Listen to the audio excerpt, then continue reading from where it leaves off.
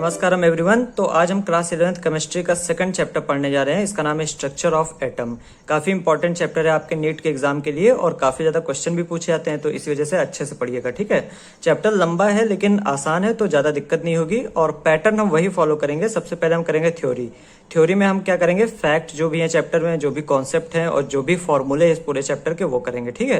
Theory के बाद हम करेंगे प्रीवियस ईयर क्वेश्चन, जिसमें पिछले 30 सालों में जो भी क्वेश्चन आए इस चैप्टर से वो करेंगे। जो प्रीवियस ईयर क्वेश्चन मैं आपको कराता हूँ वो नीट, एम्स और AIPMT इन तीनों से उठाता हूँ, ठीक है। इतने में आपका मतलब अच्छे से तैयार हो जाता है, ठीक। तो पहले थ्योरी फिर प्रीवियस ईयर क्वेश्चन और ये दोनों मिला के आपका चैप्टर अच्छे से तैयार हो जाएगा, ठीक। तो शुरू करते हैं। वीडियो को एक बार में देखिएगा और पूरे चैप्टर को अच्छे से तैयार कर लीजिएगा, ठीक है। तो शुरू करते हैं स्ट्रक्चर ऑफ एटम को कैथोड रे ट्यूब एक्सपेरिमेंट से। तो साइंटिस्ट ने एक ट्यूब ली जिसको कैथोड रे ट्यूब कहा, और इसमें एक तरफ कैथोड है एक तरफ एनोड है। जो कैथोड था ये निगेटिव चार्ज था, ये निगेटिव वाला पार्ट है, तो कैथोड निगेटिव है यहाँ पे, और एनोड है जो है ये पॉजिटिव है, ठीक है। तो एक तरफ निगेटिव एक तरफ पॉजिटिव, और इसमें कोई गैस भर दी, जैसे हमने हाइड्रोजन गैस ले लिया, मान लेते हैं हाइड्रोजन गैस है इसमें, ठीक है। अब जो गैस होती है ये टूटती है, जैसे हाइड्रोजन है, ये हाइड्रोजन टूटेगा और टूट के क्या बनाएगा, 2H+, 2H+ निकलेंगे, साथ में 2 इलेक्ट्रॉन हमें मिल जाएंगे इससे, ठीक है। तो हाइड्रोजन टूट के हमें इलेक्ट्रॉन देगा और H+ देगा। अब जो इलेक्ट्रॉन होता है यही क्या होता है, कैथोड रे बना देता है, ठीक। तो जो कैथोड रेज होती हैं ये निगेटिव होती हैं, made up of electron, electron की बनी होती हैं, ठीक है। ऑब्वियसली इलेक्ट्रॉन निगेटिव है, इस वजह से ये भी निगेटिव होती हैं कैथोड रेज भी, ठीक। Move from cathode to anode, cathode से एनोड की ओर जाती हैं। क्यों? क्योंकि कैथोड निगेटिव है, इलेक्ट्रॉन भी निगेटिव है, तो निगेटिव निगेटिव में रिपल्सन होगा, यानी कैथोड से ये दूर भागेगा। और ये एनोड पॉजिटिव है और पॉजिटिव और निगेटिव में अट्रैक्शन होगा, तो एनोड की तरफ जाएगा, ठीक है। तो कैथोड से एनोड की तरफ जाती हैं ये। डोंट डिपेंड ऑन गैस, और ये गैस पे डिपेंड नहीं करती हैं। मतलब अगर हाइड्रोजन की जगह हम ऑक्सीजन ले लेते हैं, यहाँ पे हम ऑक्सीजन अगर ले लेते हैं, चल नहीं रहा है सॉरी, अगर हम ऑक्सीजन ले लेते तब भी ये जो कैथोड रेज है इनका नेचर बदलता नहीं। क्यों? क्योंकि देखिए, मान लेते हैं हम ऑक्सीजन लिए, तो जो ऑक्सीजन है ये भी टूट के क्या देगा, O+2 plus 2 electron, again electron ही हमें मिला। और इलेक्ट्रॉन तो नेचर हर जगह सेम होता है ना, इलेक्ट्रॉन चाहे हमें ऑक्सीजन से मिले, चाहे हाइड्रोजन से मिले, चाहे नाइट्रोजन से मिले, इलेक्ट्रॉन तो हर जगह सेम होता है। तो इसी वजह से क्या है, कैथोड रेज जो होती हैं वो डिपेंड नहीं करती है कि कौन सी गैस लिए हैं, क्योंकि वो इलेक्ट्रॉन की बनी हुई होती हैं, ठीक। तो ये हो गया कैथोड रेज। अब जो एनोड या कैनाल रेज होती हैं ये कैथोड रेज की जस्ट अपोजिट प्रॉपर्टीज इनकी होती हैं, ठीक है। तो आप कैथोड रेज याद कर लीजिएगा, कैथोड रेज की जो प्रॉपर्टीज हैं इनको याद कर लीजिएगा, ध्यान में रखिएगा। और एनोड रेज की पूछी जाए या कैनाल रेज की पूछी जाए तो कैथोड रेज के जस्ट अपोजिट प्रॉपर्टी इनकी होती है, ठीक। तो इसको भी पढ़ते हैं। Made up of positive ions, ये पॉजिटिव आयन की बनी होती हैं। जैसे अगर हमने हाइड्रोजन लिया तो जो इलेक्ट्रॉन मिला इससे कैथोड रेज बन गई, और जो H+ मिला इससे एनोड रेज बन गई, ठीक। तो पॉजिटिव आयन की बनी हुई होती हैं। Move from anode to cathode, anode से कैथोड की ओर जाएंगी, और ये भी सिंपल सी बात है, क्योंकि पॉजिटिव है तो पॉजिटिव से दूर भागेगा और निगेटिव के पास जाएगा, तो ये एनोड से दूर भागेंगी और कैथोड के पास जाएंगी, ठीक है। तो move from anode to cathode, depend on gas in tube, ये इस चीज पे डिपेंड करती है कि ट्यूब में हमने कौन सी गैस ली है। जैसे हमने हाइड्रोजन गैस ली है तो H+ के द्वारा एनोड रेज बनी है। अगर हमने ऑक्सीजन गैस ले ली है तो O+2 के द्वारा मतलब एनोड रेज बन गई ना। अब बताइए, हाइड्रोजन जो है काफी हल्का होता है, ऑक्सीजन भारी होता है, तो प्रॉपर्टीज बदल जाएंगी, ठीक है। तो ये इस चीज पे डिपेंड करती है कि हमने ट्यूब में जो गैस ली है वो कौन सी ली है, इस चीज पे ये डिपेंड करती है। ये इंपॉर्टेंट पॉइंट है, ये काफी इंपॉर्टेंट पॉइंट है कि एनोड रेज जो है वो गैस पे डिपेंड करती है, जबकि कैथोड रेज जो होती हैं वो डिपेंड नहीं करती हैं, ठीक। अच्छे से ध्यान रखिएगा। Heavier than cathode rays, obviously cathode rays से ये ज्यादा भारी होती हैं। क्यों? क्योंकि कैथोड रेज इलेक्ट्रॉन की बनी होती है, इलेक्ट्रॉन बहुत हल्का होता है, जबकि जो ये एनोड रेज होती हैं ये आयन की बनी होती हैं, ठीक है। जैसे H+, जैसे O+2, ये आयंस जो होते हैं वो भारी होते हैं, ठीक। तो ये हैवियर होती हैं कैथोड रेज से। तो ये हो गया एनोड और कैथोड रे की प्रॉपर्टी। अब आते हैं कुछ बेसिक चीजें पे जिनको आपको याद कर लेना है, ठीक ठीक। जैसे इलेक्ट्रॉन, प्रोटॉन, न्यूट्रॉन का आपको चार्ज और मास याद होना चाहिए। इलेक्ट्रॉन के ऊपर चार्ज होता है 1.6 × 10⁻⁻19 कूलम। मास इसका अच्छा, पहले चार्ज पे आते हैं। इलेक्ट्रॉन का चार्ज इतना होता है नेगेटिव में, प्रोटॉन का चार्ज वही उतना होता है पॉजिटिव में, 1.6 × 10⁻⁻19 कूलम, ठीक। लेकिन ये प्लस होता है, इलेक्ट्रॉन नेगेटिव होता है। न्यूट्रॉन पे चार्ज नहीं होता, ये न्यूट्रल होता है, ठीक। अब मास पे आ जाते हैं। इलेक्ट्रॉन का मास होता है 9.1 × 10⁻31 kg, ठीक। प्रोटॉन का मास होता है 1.67 इंटू 10⁻⁻27 kg और न्यूट्रॉन का जो मास होता है ये भी लगभग 1.67 इंटू 10⁻⁻27 kg होता है। हालांकि न्यूट्रॉन जो होता है वो हल्का भारी होता है प्रोटॉन से, ठीक है, लेकिन कैलकुलेशन में आप इसको नेग्लेक्ट कर सकते हैं, ठीक है, क्योंकि बहुत थोड़ा सा डिफरेंस होता है, बहुत हल्का सा डिफरेंस होता है, ठीक। तो ये आपको मास याद होना चाहिए और चार्ज याद होना चाहिए, ठीक है। तो ये हमारा पहला पेज हो गया। अब हम चलते हैं दूसरे पेज पे। तो अगला टॉपिक हमारा है एटॉमिक मॉडल्स। इसमें हमें एटम के अलग अलग मॉडल पढ़ने हैं। सबसे पहला थॉमसन मॉडल। थॉमसन मॉडल को watermelon model, plum pudding model या फिर रेजिन पुडिंग मॉडल भी कहते हैं, ठीक। थॉमसन ने क्या कहा है, जो एटम होता है वो एक स्फीयर होता है जिसमें पॉजिटिव चार्ज भरा हुआ होता है, ठीक। तो ये स्फीयर है जिसमें पॉजिटिव चार्ज भरा हुआ है और इसमें इलेक्ट्रॉन्स जो है वो एम्बेडेड है। एम्बेडेड मतलब धसे हुए हैं। जैसे कि वाटरमेलन हम देखते हैं, वाटरमेलन में जो रेड वाला पार्ट होता है वो हमने पॉजिटिव चार्ज मान लिया और जो सीड होते हैं वाटरमेलन के वो हमने इलेक्ट्रॉन्स मान लिए, ठीक है। तो पॉजिटिव चार्ज जो है उसमें इलेक्ट्रॉन्स धसे हुए होते हैं, ठीक, एम्बेडेड होते हैं। अब ये जो मॉडल था इनका, can explain atom is neutral, ये एक्सप्लेन कर दे रहा था कि एटम जो होता है वो न्यूट्रल होता है, ठीक। क्योंकि इन्होंने बताया कि जितना पॉजिटिव चार्ज होता है उतना निगेटिव चार्ज, ठीक है। तो एटम न्यूट्रल होता है, ये तो एक्सप्लेन कर रहा था। ड्रॉबैक क्या था, mass of atom is uniformly distributed. इन्होंने बताया कि जो एटम का मास होता है वो यूनिफॉर्मली डिस्ट्रीब्यूटेड होता है। इसका मतलब क्या होता है, जो मास है वो एक समान है हर जगह पे। यानी एटम के, अगर ये मान लेते हैं एक एटम है तो इस जगह पे जितना मास होगा उतना ही इस जगह पे होगा, उतना ही इस जगह पे होगा, उतना ही यहाँ पे होगा। यानी हर जगह मास एक समान होता है, ठीक। ऐसा थॉमसन ने बताया, जो कि गलत है। आगे आने वाले अगर अभी मॉडल पढ़ेंगे आप तो इसमें आपको पता चलेगा बीच में बहुत ज्यादा मास होता है, ठीक है, और साइड साइड में एटम लगभग खाली होता है। तो साइड में बहुत कम मास होता है, बीच में बहुत ज्यादा होता है, ठीक। तो जबकि थॉमसन ने क्या कहा, हर जगह पे सेम मास होगा, यूनिफॉर्मली डिस्ट्रीब्यूटेड, ठीक। तो ये इनका ड्रॉबैक था, यानी इनके मॉडल में यही एक कमी थी, ठीक है। अब चलते हैं रदरफोर्ड के मॉडल पे। तो रदरफोर्ड का मॉडल, रदरफोर्ड ने एक एक्सपेरिमेंट किया जिसे कहते हैं अल्फा पार्टिकल स्कैटरिंग एक्सपेरिमेंट। इन्होंने क्या किया, एक सोर्स ले लिया अल्फा पार्टिकल का। सोर्स मतलब जिससे अल्फा पार्टिकल निकलता है, ठीक है। तो ये वो डिवाइस है जिससे अल्फा पार्टिकल निकल रहे हैं, ठीक। तो अल्फा पार्टिकल यहां से निकले ऐसे, एक सेकंड, ठीक है, अल्फा पार्टिकल ऐसे निकले और यहाँ पे जाके ये टकराए गोल्ड फॉयल से, ठीक है। ये बहुत पतली सी पत्ती टाइप का स्ट्रक्चर है गोल्ड का, ठीक, इससे टकराए। तो अब ज्यादातर अल्फा पार्टिकल जो थे वो सीधे पास हो गए, ठीक है, बिना किसी डिफ्लेक्शन के, बिना कहीं कोई दिक्कत हुए, सीधे जैसे ही टकराए इससे और इससे पास हो गए, ठीक। और ये रदरफोर्ड ने एक फोटोग्राफिक प्लेट ली थी। फोटोग्राफिक प्लेट मतलब जैसे ही अल्फा पार्टिकल इस प्लेट पे टकराएगा यहाँ पे ग्लो होगा, यहाँ पे चमकेगी ये प्लेट, और जब चमकेगी तो हमें पता चलेगा कि हाँ अल्फा पार्टिकल यहाँ पे आके टकराया है, ठीक है। तो ज्यादातर अल्फा पार्टिकल जो है वो सीधा सीधा जाके टकरा गए यहाँ पे। कुछ अल्फा पार्टिकल जो थे वो थोड़े बहुत एंगल पे डिफ्लेक्ट हुए थे, ठीक, जैसे ये यहाँ पे ग्लो होगा, यहाँ पे ग्लो होगा, ठीक है।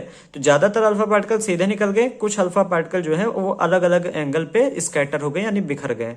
बहुत ही कम अल्फा पार्टिकल ऐसे देखने को मिले जो कि पूरा 180 डिग्री पे पीछे की ओर चले गए। मतलब ऐसे अल्फा पार्टिकल आया, टकराया, उसी रास्ते से वापस चला गया, ठीक। ये बहुत ही कम देखने को मिला, ठीक है। तो very few alpha particle bounce back. Bounce back मतलब डायरेक्ट पीछे चले जाना, 180 डिग्री पे डिफ्लेक्ट हो जाना। अबाउट 1 in 20,000 यानी 20,000 अल्फा पार्टिकल में से कोई एक लगभग ऐसा होता था जो कि 180 डिग्री पे बाउंस बैक हो जाता था, ठीक। थिकनेस ऑफ गोल्ड फॉयल, यानी जो गोल्ड फॉयल इन्होंने ली थी रदरफोर्ड ने, उसकी थिकनेस जो थी वो 100 नैनोमीटर थी, यानी बहुत ही पतली गोल्ड फॉयल इन्होंने ली थी, ठीक है। तो ये रदरफोर्ड का मॉडल है। इसमें 2-3 चीजें अभी और पढ़ेंगे फिर आगे बढ़ेंगे, ठीक। तो अब हम आते हैं रदरफोर्ड्स कंक्लूजन पे, यानी रदरफोर्ड को अपने एक्सपेरिमेंट से क्या क्या पता चला ये पढ़ते हैं। तो पहला पॉइंट है most of space in atom is empty, यानी एटम के अंदर ज्यादातर जगह जो होती है वो खाली होती है। आपने देखा था हमने अल्फा पार्टिकल जब फेंका था तो ज्यादातर अल्फा पार्टिकल गोल्ड फॉयल से बिना किसी डिफ्लेक्शन के पार चले गए थे। तो इससे हमें पता चलता है कि एटम के अंदर ज्यादातर जगह जो होती है वो खाली होती है। दूसरा पॉइंट है mass is concentrated in small portion of atom called nucleus, यानी जो मास होता है एटम का वो एक छोटी सी जगह पे कंसंट्रेटेड होता है और उसको हम न्यूक्लियस कहते हैं। अब यही प्रॉब्लम थी थॉमसन के मॉडल में। थॉमसन ने क्या बताया था, मास जो होता है एटम का वो हर जगह बराबर रहता है, पूरे एटम में बराबर डिस्ट्रीब्यूटेड रहता है। लेकिन रदरफोर्ड ने कहा नहीं, ये गलत है, न्यूक्लियस जो होता है वो एक छोटा सा पोर्शन है और न्यूक्लियस में ही पूरे एटम का मास होता है, ठीक। Electrons move around nucleus in circular path called orbit, जो इलेक्ट्रॉन्स होते हैं वो न्यूक्लियस के बाहर मूव करते हैं, घूमते हैं और ये सर्कुलर पाथ में घूमते हैं जिसे हम ऑर्बिट कहते हैं। ठीक है, तो बेसिकली रदरफोर्ड के कंक्लूजन के हिसाब से एटम कुछ इस तरह दिखना चाहिए। एक न्यूक्लियस है, न्यूक्लियस के अंदर प्रोटॉन और न्यूट्रॉन है और बाहर इलेक्ट्रॉन घूम रहे हैं। इलेक्ट्रॉन का मास बहुत कम होता है, लगभग 1000 गुना कम होता है प्रोटॉन और न्यूट्रॉन से। तो प्रोटॉन और न्यूट्रॉन का मास जो होता है वो बहुत ज्यादा मतलब इलेक्ट्रॉन के कंपैरिजन में काफी ज्यादा होता है और इसी वजह से जो एटम का मास है वो बीच में यानी न्यूक्लियस में बहुत ज्यादा रहता है। बाकी यहाँ पे मास कम है, यहाँ मास कम है, लेकिन यहाँ पे मास जो है एटम का काफी ज्यादा है। ठीक, तो इस तरीके से ये न्यूक्लियस है, न्यूक्लियस के अंदर प्रोटॉन और न्यूट्रॉन है, बाहर सर्कुलर ऑर्बिट में इलेक्ट्रॉन्स जो है वो घूम रहे हैं। ठीक है, चौथी चीज रदरफोर्ड के एक्सपेरिमेंट से डिटरमाइन की गई कि एटम जो होता है इसका रेडियस लगभग 10⁻⁻10 मीटर होता है और न्यूक्लियस जो होता है इसका रेडियस लगभग 10⁻⁻15 मीटर होता है। यानी एटम जो है वो न्यूक्लियस से लगभग 1,00,000 गुना ज्यादा बड़ा होता है। ठीक है, अगर आप इसको कैलकुलेट करेंगे, अभी आप ऐसे सिंपल समझ लीजिए, आगे हम इसको देखेंगे। जो एटम होता है वो लगभग 1,00,000 गुना ज्यादा बड़ा है न्यूक्लियस से। ठीक, तो ये इतने चीज रदरफोर्ड के कंक्लूजन से पता चली और इस तरीके का एटम का एक हमारे पास मतलब चित्र देखने को मिला। अब आते हैं थोड़ा बेसिक चीजों पे। जैसे अगर कोई हमारे पास एलिमेंट है x, तो एलिमेंट x को हम इस तरीके से डिनोट करते हैं। x में यहाँ पे नीचे हम z लिखते हैं, ऊपर a लिखते हैं। ठीक, तो हमेशा नीचे z लिखा जाएगा, ऊपर a लिखा जाएगा। a जो होता है इसको हम मास नंबर कहते हैं। मास नंबर क्या होता है? Proton plus neutron. तो नंबर ऑफ प्रोटॉन और नंबर ऑफ न्यूट्रॉन मिला के मास नंबर कहा जाता है। यानी जो न्यूक्लियस के अंदर है प्रोटॉन और न्यूट्रॉन, यानी जो न्यूक्लियस के अंदर है वही मास नंबर है। तो आप ये कह सकते हैं ना कि जो न्यूक्लियस के अंदर है वही चीज मास नंबर है। Number of proton plus number of neutron mass number होता है। जो जेड होता है इसको एटॉमिक नंबर कहते हैं और ये बराबर होता है नंबर ऑफ प्रोटॉन के। ठीक, तो कितने प्रोटॉन है किसी एटम में उसी को उसका एटॉमिक नंबर कहा जाता है। ठीक है, तो ये हो गया एलिमेंट का मतलब एक जो सिंबल होता है वो इस तरीके का होता है। ठीक, इस पे भी क्वेश्चंस होते हैं, हम करेंगे। दूसरा पॉइंट है आइसोटोप और आइसोबार। आइसोटोप क्या होते हैं? Same atomic number and different mass number. ऐसा एलिमेंट जिसमें एटॉमिक नंबर सेम हो लेकिन मास नंबर डिफरेंट हो उसको कहेंगे आइसोटोप। आइसोबार क्या होता है? जस्ट उल्टा आइसोटोप के, same mass number but different atomic number. यानी जब मास नंबर सेम हो जाए, एटॉमिक नंबर अलग अलग हो, तो उसको हम आइसोबार कहेंगे। इस पे भी क्वेश्चंस बनते हैं और अब वही हम करने जा रहे हैं। ठीक है, थोड़ा सा आइसोटोप आइसोबार के बारे में देखने जा रहे हैं। ठीक, तो अब बात कर लेते हैं हाइड्रोजन के आइसोटोप की। हाइड्रोजन के 3 आइसोटोप होते हैं, प्रोटियम, ड्यूटेरियम और ट्राइटियम। प्रोटियम को हम 1H1 लिखते हैं, ड्यूटेरियम को 1D2 लिखते हैं, ट्राइटियम को 1T3 लिखते हैं। ठीक है, ऊपर जो लिखा है मास नंबर और नीचे जो लिखा है एटॉमिक नंबर। अब जैसे प्रोटियम की बात करें तो इसमें 1 इलेक्ट्रॉन होता है, प्रोटॉन 1 होता है, न्यूट्रॉन 0 होता है। अब जो मास नंबर होता है प्रोटॉन और न्यूट्रॉन को ऐड करके आता है, तो देखिए 1 + 0 टोटल 1 आ गया। तो इसका प्रोटियम का मास नंबर भी 1 होता है और एटॉमिक नंबर भी 1 होता है। ड्यूटेरियम में देखिए इलेक्ट्रॉन 1 होता है, प्रोटॉन 1 है, न्यूट्रॉन 1 है। 1 + 1 2 यानी 2 मास नंबर हमारे पास आ गया। ट्राइटियम में 1 इलेक्ट्रॉन होता है, प्रोटॉन 1 होता है, न्यूट्रॉन 2 होते हैं, तो 2 + 1 यानी 3 आ गया ट्राइटियम। ठीक है, अब क्योंकि प्रोटॉन की संख्या आपको बताती है कि नंबर मतलब एटॉमिक नंबर कितना है, तो देखिए प्रोटॉन तीनों में 1-1 है, यानी एटॉमिक नंबर तीनों का 1 होगा। ठीक है, तो ये हाइड्रोजन के आइसोटोप हो गए, इनके बारे में थोड़ा आपको पता होना चाहिए। अब एक चीज पढ़ते हैं, drawback of Rutherford model. Rutherford model का एक मेजर ड्रॉबैक क्या था? Electron moving in orbit will have acceleration. कोई भी इलेक्ट्रॉन ऑर्बिट में जब घूम रहा होगा तो उसके पास एक्सेलरेशन होगा। And accelerated charge emits EM radiation. अब जो इलेक्ट्रॉन है वो चार्ज ही तो है, निगेटिव चार्ज है ना इलेक्ट्रॉन। अब जो इलेक्ट्रॉन है मतलब निगेटिव चार्ज है, ये जब एक्सेलरेट होगा तो इससे इलेक्ट्रोमैग्नेटिक रेडिएशन निकलेगी। ठीक है, अब इलेक्ट्रोमैग्नेटिक रेडिएशन निकलेगी तो रेडिएशन जो होता है एक तरह की एनर्जी होती है, तो इलेक्ट्रॉन से मतलब एनर्जी निकल रही है। ठीक, अब क्या होगा? Due to this electron will lose energy. Electron से एनर्जी निकलेगी, इलेक्ट्रॉन के पास एनर्जी कम होगी, electron will lose energy continuously and fill in nucleus, और धीमे धीमे इलेक्ट्रॉन न्यूक्लियस में गिर जाएगा। ठीक, तो जैसे ये इलेक्ट्रॉन है, एक सेकेंड, तो जैसे ये इलेक्ट्रॉन है और ये पहले नॉर्मली घूम रहा था, लेकिन क्योंकि अब इलेक्ट्रोमैग्नेटिक रेडिएशन ये एमिट कर रहा है तो एनर्जी कम हो रही है। तो पहले मान लीजिए इतने बड़े ऑर्बिट में घूम रहा था ये ऐसे, अब क्या होगा? इसका ऑर्बिट ऐसे छोटा होता चला जाएगा। ठीक है, ऐसे छोटा होता चला जाएगा और आखिरी में ये क्या होगा? न्यूक्लियस के अंदर आके गिर जाएगा, तो पूरा एटम कोलैप्स कर जाएगा, यानी खत्म हो जाएगा पूरा एटम। तो अब और इसमें टाइम एनसीईआरटी लिखता है कि 10⁻⁻8 सेकंड लगते हैं इसको होने में। अगर इलेक्ट्रॉन को गिरना है न्यूक्लियस के अंदर तो 10⁻⁸ सेकंड लगेंगे और इलेक्ट्रॉन न्यूक्लियस के अंदर गिर जाएगा, ठीक है। लेकिन फिर भी हमें पता है एटम स्टेबल होता है, नहीं तो हम लोग होते ही ना।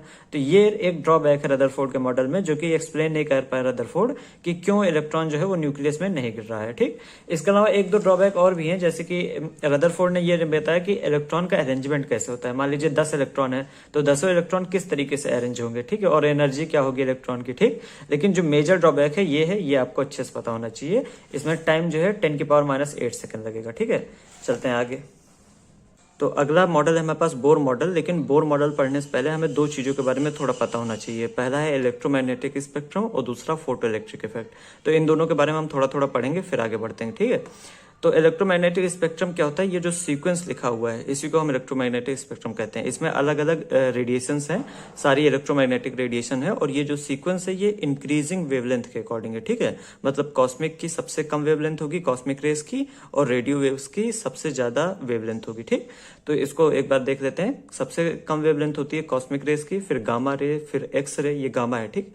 गामा रे, एक्स रे, फिर अल्ट्रावायलेट रेज, फिर उसके बाद विबग्योर आता है। विबग्योर भी जो लिखा हुआ है ये इंक्रीजिंग वेवलेंथ के अकॉर्डिंग ही है, ठीक है। यानी वायलेट जो है ये सबसे कम वेवलेंथ इसकी होगी, और जो रेड है इसकी सबसे ज्यादा वेवलेंथ होगी, ठीक। तो ये भी इंक्रीजिंग वेवलेंथ के अकॉर्डिंग लिखा हुआ है, ठीक है। इसी वजह से इंक्रीजिंग वेवलेंथ याद करने में आपको थोड़ा मतलब एक फायदा मिल जाता है कि आपको ये भी याद हो जाता है, ठीक है। तो विबग्योर भी इंक्रीजिंग वेवलेंथ के अकॉर्डिंग है। फिर आता है इंफ्रारेड रेज, फिर उसके बाद माइक्रोवेव्स, फिर उसके बाद रेडियो वेव्स, ठीक है। तो ये इलेक्ट्रोमैग्नेटिक स्पेक्ट्रम है, ये आपको सीक्वेंस याद होना चाहिए। सीक्वेंस पे बेस्ड क्वेश्चंस आ सकते हैं, ठीक। तो cosmic, gamma, x, UV, VIBGYOR, infra, micro, radio, ठीक है।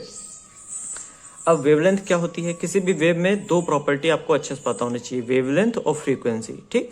वेवलेंथ क्या होती है, ये मान लेते हैं एक वेव है, जो वेव का ये ऊपर वाला पार्ट हो जाता है, जो सबसे ऊपर होता है, इसको हम क्रेस्ट कहते हैं, क्रस्ट, ठीक है। याद करने की जरूरत नहीं है, ये तो 9th 9th में पढ़ाया गया होगा आपको। और ये जो नीचे वाला पार्ट होता है जो सबसे नीचे आ जाता है, इसको कहते हैं ट्रफ, ठीक है। तो दो क्रस्ट या फिर दो ट्रफ के बीच की जो दूरी होती है उसी को वेवलेंथ कहते हैं। तो मान लेते हैं एक क्रस्ट ये है, दूसरा क्रस्ट ये है, ये दो दूरी हो गई, इसी को वेवलेंथ कहते हैं। इसी को हम लैम्डा लिख देंगे, ठीक है। वेवलेंथ को लैम्डा से रिप्रेजेंट किया जाता है। या फिर दो ट्रफ ले लेते हैं, जैसे ये यहां से लेके ये यहां तक, ये जो दूरी हो गई, दो ट्रफ के बीच की दूरी क्या होती है, वेवलेंथ यानी लैम्डा, ठीक है।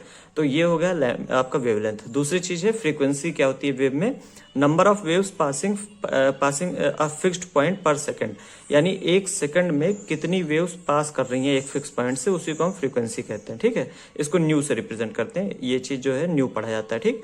तो अगर एक छोटा सा देखें मतलब एग्जाम्पल, तो मान लेते हैं एक ये वेव है, ठीक, और एक ये वेव है। अब कोई पूछे किसमें फ्रीक्वेंसी ज्यादा है, तो इसमें मतलब फ्रीक्वेंसी काफी ज्यादा है, ठीक है, क्योंकि यहाँ पे वेव्स जो है वो काफी पास हैं, तो एक पॉइंट को बहुत ही जल्दी कई सारी वेव्स पास कर जाएंगी, ठीक। तो ये इसमें फ्रीक्वेंसी ज्यादा है और इसमें फ्रीक्वेंसी कम है।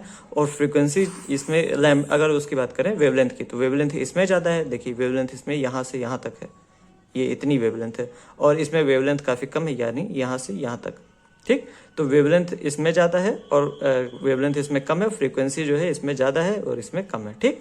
तो वेवलेंथ और फ्रीक्वेंसी दो बेसिक प्रॉपर्टी जो है वेव की आपको पता होना चाहिए, ठीक। तो ये हम इरेज कर देते हैं और अब आते हैं काफी इंपॉर्टेंट फॉर्मूले पे, c is equal to lambda nu. यहाँ पे c जो होता है ये होता है स्पीड ऑफ लाइट, और स्पीड ऑफ लाइट की जो वैल्यू होती है वो फिक्स होती है 3 × 10⁸ मीटर पर सेकंड, ठीक। तो स्पीड ऑफ लाइट जो होती है वो 3 × 10⁸ मीटर पर सेकंड होती है। अब इंपॉर्टेंट बात क्या है, all electromagnetic radiation travel with same speed. अगर वैक्यूम की बात करें, इसमें मैं लिख देता हूँ ट्रेवल इन वैक्यूम लिख देता हूँ, ठीक है। अगर वैक्यूम की बात करें तो सभी इलेक्ट्रोमैग्नेटिक रेडिएशन जो होती हैं वो सेम स्पीड से जाती हैं, और वो स्पीड क्या है, c है, यानी 3 × 10⁸ मीटर पर सेकंड। यानी ये जो फॉर्मूला है ये हर एक रेडिएशन के लिए लग जाएगा। अगर आपको कहा जाए कि कॉस्मिक वेव के बारे में, कॉस्मिक वेव में आपको लैम्डा दे दिया जाए, ठीक, और फिर उसके बाद कहा जाए कि देखिए हमारा फॉर्मूला है c is equal to lambda nu. Cosmic wave है हमारे पास और हमें लैम्डा दे दिया गया, c हमें ऑलरेडी पता है तो न्यू हम निकाल लेंगे, ठीक। तो तो मतलब ये जो फॉर्मूला है ये किसी भी वेव के लिए लग सकता है, ठीक है। ऐसा नहीं है कि आप विजुअल के लिए ही लगाओ, आप इसमें गामा रेस के लिए, एक्स रेस के लिए, यूवी के लिए, इंफ्रा के लिए, माइक्रो के लिए, किसी भी वेव के लिए आप ये फॉर्मूला लगा सकते हैं। और इस फॉर्मूले की खासियत क्या है, एक ही चीज आपको पता होनी चाहिए बस, क्योंकि सी की वैल्यू हमें ऑलरेडी पता है 3 × 10⁸, क्योंकि हर एक वेव जो है वो 3 × 10⁸ मीटर पर सेकंड से ही चलेगी। सारी वेव की स्पीड जो होती है वैक्यूम में वो सेम होती है, ठीक है। तो सी हमें ऑलरेडी पता हुआ है, अगर हमें लैम्डा दे दिया जाएगा तो हम ये निकाल लेंगे, और न्यू निकाल लेंगे, और न्यू दे दिया जाएगा तो हम लैम्डा निकाल लेंगे, ठीक। तो ये हमारा फॉर्मूले का मतलब इसकी खासियत है कि अगर हमें एक चीज दे दिया जाए तो हम दूसरा निकाल लेंगे, और ये किसी भी वेव पे लग जाता है, कोई भी वेव हो, ठीक है। तो ये इंपॉर्टेंट पॉइंट है, इसमें लिख देता हूं मैं, valid for all EM waves, सभी इलेक्ट्रोमैग्नेटिक वेव्स के लिए ये फॉर्मूला जो है वो वैलिड है, ठीक है। अगला टॉपिक है हमारा फोटो इलेक्ट्रिक इफेक्ट। इसमें हम क्या करते हैं, एक मेटल ले लेते हैं, और आपको पता है मेटल में फ्री इलेक्ट्रॉन्स पाए जाते हैं, ठीक। अब इस मेटल के सरफेस पे हम एक लाइट डालते हैं, और जैसे ही ये लाइट जो है मेटल के सरफेस से टकराती है, तुरंत मेटल से इलेक्ट्रॉन्स निकलते हैं, ठीक है। इसे कहते हैं फोटो इलेक्ट्रिक इफेक्ट। अब ऐसा क्यों होता है, क्योंकि लाइट के अंदर पार्टिकल्स होते हैं जिसे हम फोटोन कहते हैं, ठीक है। तो लाइट के अंदर फोटोन पाए जाते हैं। फोटोन छोटे छोटे एनर्जी के पार्टिकल होते हैं, फोटोन छोटे छोटे एनर्जी के पार्टिकल होते हैं, ठीक है। और जैसे ही फोटोन इस मेटल के सरफेस पे आते हैं, ये इलेक्ट्रॉन से टकराते हैं और अपनी एनर्जी इलेक्ट्रॉन को दे देते हैं। तो वही फोटोन की एनर्जी जो है इलेक्ट्रॉन को मिल जाती है, और इलेक्ट्रॉन जो है एक्साइट हो जाता है और बाहर निकल जाता है, ठीक। तो इसे कहते हैं फोटो इलेक्ट्रिक इफेक्ट। अब इसमें कुछ बातें हैं आपको याद होनी चाहिए। There is no time lag between striking of light and ejection of electron. बताया जा रहा है कि जैसे ही लाइट इस पे पड़ेगी, जैसे ही टकराएगी, तुरंत इलेक्ट्रॉन निकलेगा, कोई टाइम लैग नहीं होता। मतलब ऐसा नहीं होता है कि लाइट पड़ गई और उसके 5 मिनट बाद इलेक्ट्रॉन निकल रहा है, या फिर 1 मिनट बाद इलेक्ट्रॉन निकल रहा है, ऐसा नहीं है। लाइट जैसे ही पड़ेगी इलेक्ट्रॉन तुरंत निकल जाएगा, ठीक। तो ये पहला पॉइंट है, there is no time lag between striking of light and ejection of electron. दूसरा पॉइंट क्या है, number of electron ejected is directly proportional to intensity of light. मतलब कितना इलेक्ट्रॉन निकल रहा है ये इंटेंसिटी पे डिपेंड करता है। इंटेंसिटी बेसिकली क्या होती है, जितनी ज्यादा इंटेंसिटी होती है लाइट में उतने ज्यादा फोटोन आते हैं, ठीक है। तो मतलब जितने ज्यादा फोटोन आएंगे उतना ज्यादा इलेक्ट्रॉन की एनर्जी मिलेगी, और उतने ज्यादा इलेक्ट्रॉन बाहर निकलेंगे, ठीक है। तो number of electron ejected directly proportional to intensity of light. जितना ज्यादा इंटेंसिटी उतना ज्यादा इलेक्ट्रॉन मेटल के सरफेस से बाहर निकलेंगे, ठीक। तीसरी बात है थ्रेशोल्ड फ्रीक्वेंसी। थ्रेशोल्ड फ्रीक्वेंसी समझने से पहले एक और चीज समझिए, एनर्जी ऑफ वन फोटोन। जो फोटोन के पास एनर्जी होती है उसका फॉर्मूला होता है E = h न्यू। यहाँ पे h जो होता है इसको कहते हैं प्लैंक्स कांस्टेंट। प्लैंक नाम के एक साइंटिस्ट ने दिया था, और इसकी वैल्यू होती है 6.6 × 10⁻34 जूल सेकंड, ठीक। तो ये वैल्यू याद होनी चाहिए बेसिकली आपको, क्योंकि कई बार यूज करना होता है, तो याद कर लीजिए, ज्यादा ठीक है। अब E = h न्यू में h तो प्लैंक कांस्टेंट हो गया, कांस्टेंट वैल्यू है, और न्यू जो है ये फ्रीक्वेंसी है। तो एनर्जी जितना ज्यादा, मतलब फ्रीक्वेंसी जितनी ज्यादा होगी उतनी ज्यादा एनर्जी होगी, यानी energy is directly proportional to nu यानी फ्रीक्वेंसी। तो फ्रीक्वेंसी जितनी ज्यादा होगी एनर्जी उतनी ही ज्यादा होगी, ठीक है। तो अब ये पता चल गया आपको। अब पढ़ते हैं थ्रेशोल्ड फ्रीक्वेंसी। ये होती है minimum frequency below which photo electric effect is not observe. मतलब कम से कम उतनी फ्रीक्वेंसी जिसके नीचे फोटो इलेक्ट्रिक इफेक्ट देखने को नहीं मिल सकता। अब ऐसा क्यों होता है, क्योंकि देखिए फ्रीक्वेंसी अगर आप बहुत कम कर देंगे तो एनर्जी भी इलेक्ट्रॉन को बहुत कम मिलेगी। अब इलेक्ट्रॉन को एनर्जी कम मिलेगी तो इलेक्ट्रॉन बाहर नहीं निकल पाएगा, ठीक है। एनर्जी थोड़ी बहुत चाहिए ही, हर मेटल का अपना एक मतलब थ्रेशोल्ड फ्रीक्वेंसी होती है कि इतनी एनर्जी कम से कम चाहिए, तभी हम इलेक्ट्रॉन को बाहर निकाल सकते हैं, ठीक है। तो एक ऐसी मिनिमम फ्रीक्वेंसी जिसके नीचे हम फोटो इलेक्ट्रिक इफेक्ट को ऑब्जर्व नहीं कर सकते उसको कहते हैं थ्रेशोल्ड फ्रीक्वेंसी, ठीक है। क्योंकि फ्रीक्वेंसी जितनी ज्यादा होगी उतनी ज्यादा एनर्जी होगी, और फ्रीक्वेंसी बहुत कम कर दोगे तो एनर्जी भी बहुत कम और इलेक्ट्रॉन नहीं निकल पाएगा, ठीक। तो ये होता है थ्रेशोल्ड फ्रीक्वेंसी। थ्रेशोल्ड फ्रीक्वेंसी को हम न्यू नॉट से रिप्रेजेंट करते हैं, ठीक है, न्यू नॉट, ठीक। तो अभी मैं इसको सही से लिख दूंगा बाद में। तो न्यू नॉट से रिप्रेजेंट करते हैं फ्रीक्वेंसी को, ठीक। एक्चुअली हाथ उठा के लिखना पड़ता है, कि ये अगर मैं हाथ रख के लिखूंगा तो ये सब इरेज हो जाएगा ना, तो हाथ उठा के लिखना पड़ता है, तो ये लिख नहीं पाता है सही से। तो जो न्यू नॉट होती है इसे कहते हैं थ्रेशोल्ड फ्रीक्वेंसी, ठीक है। अब ये फॉर्मूला बहुत इंपॉर्टेंट है, एक तो ये हो गया, ठीक, ये बहुत इंपॉर्टेंट फॉर्मूला है। दूसरा ये फॉर्मूला हम निकालने जा रहे हैं, kinetic energy of electron ejected is equal to energy given minus threshold energy. अब थ्रेशोल्ड एनर्जी मतलब कम से कम वो एनर्जी जिससे इलेक्ट्रॉन जस्ट बाहर आ जाए। ठीक है, मतलब जैसे हमने लाइट डाली और हमने ये थ्रेशोल्ड फ्रीक्वेंसी की लाइट डाली। थ्रेशोल्ड फ्रीक्वेंसी क्या होती है, इतनी फ्रीक्वेंसी, सिर्फ उतनी ही फ्रीक्वेंसी रहेगी, यानी उतनी ही एनर्जी रहेगी जिससे इलेक्ट्रॉन सिर्फ बाहर आ सके, यानी मेटल से बाहर आके ये यहाँ पे रुक जाएगा, आगे नहीं जा सकता कहीं भी। इलेक्ट्रॉन यहाँ से बाहर आया, बाहर आके तुरंत रुक गया। ठीक, तो मतलब हमने इतनी ही फ्रीक्वेंसी दी कि इलेक्ट्रॉन जस्ट बाहर आ गया, उसके पास अब कोई एनर्जी नहीं रह गई। ठीक, तो थ्रेशोल्ड फ्रीक्वेंसी हम जब डालेंगे तो उतनी ही एनर्जी इलेक्ट्रॉन को मिलेगी जितनी एनर्जी जस्ट बाहर आने के लिए चाहिए। ठीक है, अब यहाँ पे आके इलेक्ट्रॉन रुक जाएगा। ठीक, तो हम मान लेते हैं कि काइनेटिक एनर्जी ऑफ इलेक्ट्रॉन जो होती है, इसको निकालने के लिए सिंपल सा चीज है, एनर्जी गिवन, एनर्जी हम कितनी दे रहे हैं, तो मान लेते हैं एच न्यू एनर्जी दे रहे हैं, एच न्यू एनर्जी दे रहे हैं। ठीक है,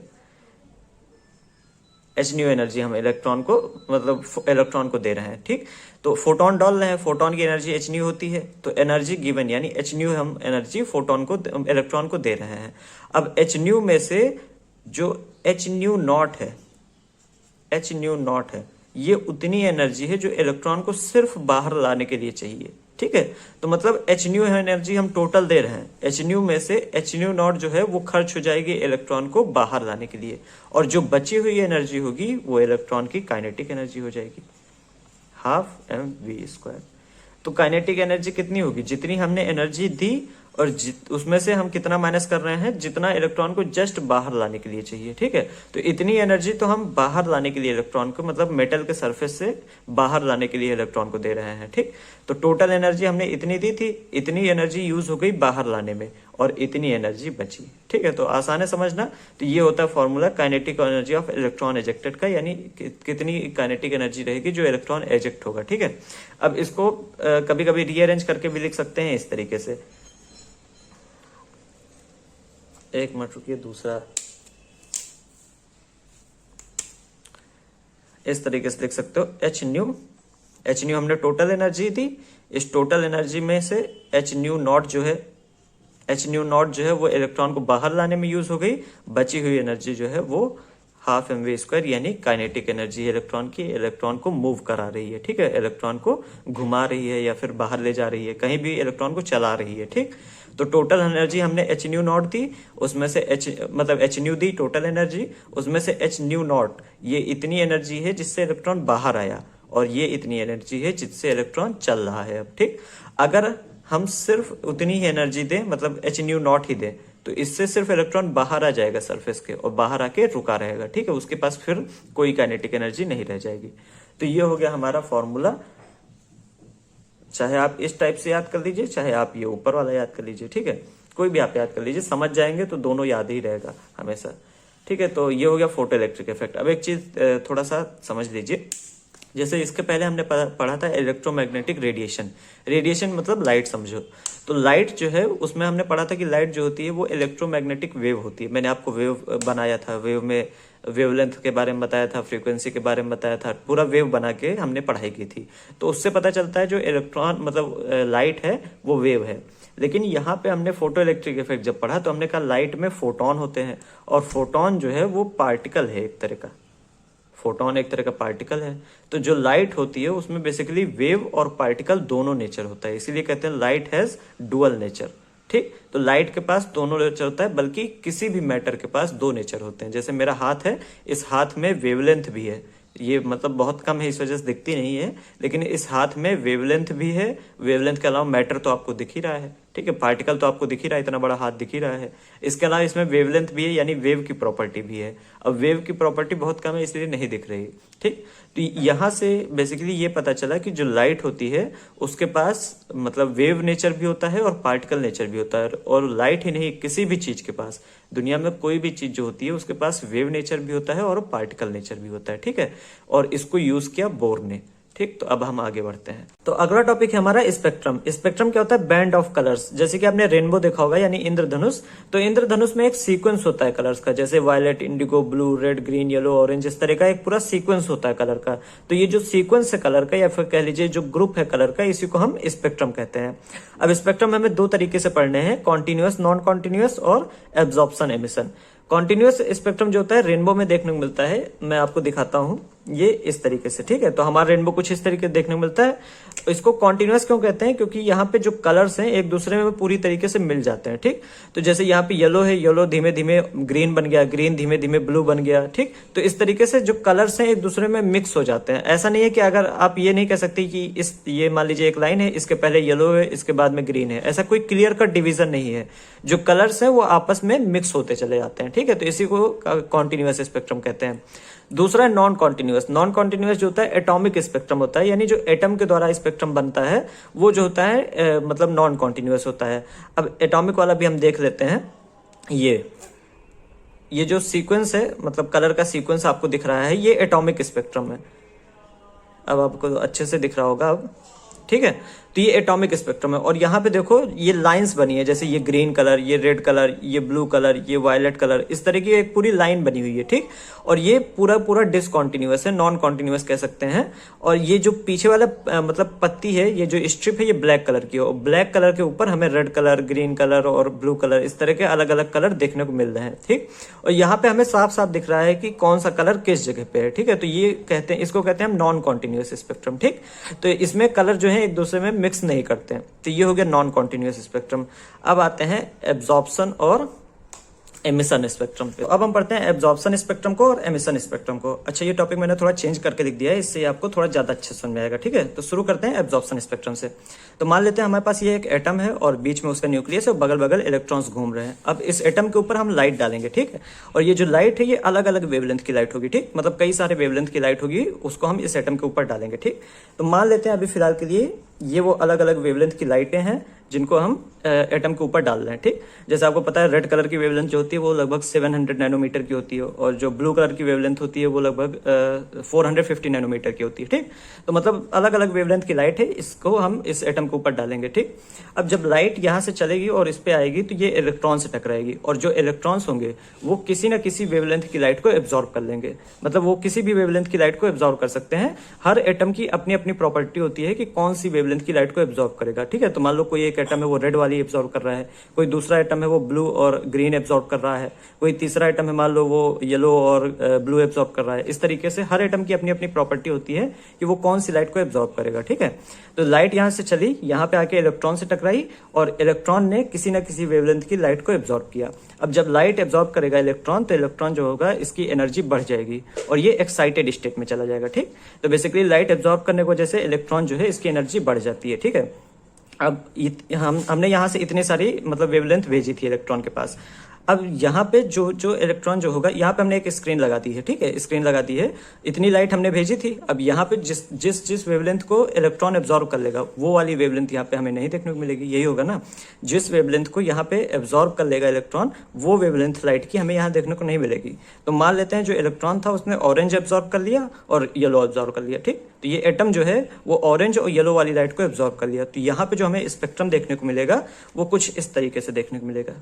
ऐसा देखिए, यहाँ से चली थी ये सारी लाइटें और यहाँ पे आके जो येलो लाइट है उसमें ये वाली वेवलेंथ, ये जो ब्लैक कलर है ये वाली वेवलेंथ इस एटम ने एब्जॉर्ब कर लिया है, ठीक है। तो जो लाइट एब्जॉर्ब कर लेगा एटम वो इस वाले प्लेट पे ब्लैक कलर की दिखाई देगी, एक ब्लैक कलर की लाइन दिखाई देगी, ठीक। क्योंकि ये वो वाली वेवलेंथ है। अब येलो में भी ऐसा नहीं, येलो सिर्फ एक ही वेवलेंथ होती है, येलो भी कई सारी वेवलेंथ होती है। जैसे अगर आप रेड कहते हैं तो रेड आप क्या कहते हैं, लगभग 650 से लेकर 750 नैनोमीटर ये पूरा रेड होता है, मतलब गाढ़ा रेड से लेकर हल्के रेड तक, इस तरीके से। तो येलो भी मतलब कई सारी वेवलेंथ होती है येलो लाइट में भी, ठीक है। तो येलो लाइट की जो वेवलेंथ इस एटम ने एब्जॉर्ब कर ली वो यहाँ पे ब्लैक कलर की दिखेगी, ठीक। वो यहाँ पे मतलब है ही नहीं, एब्सेंट है, इसीलिए वो यहाँ पे ब्लैक कलर का दिख रहा है।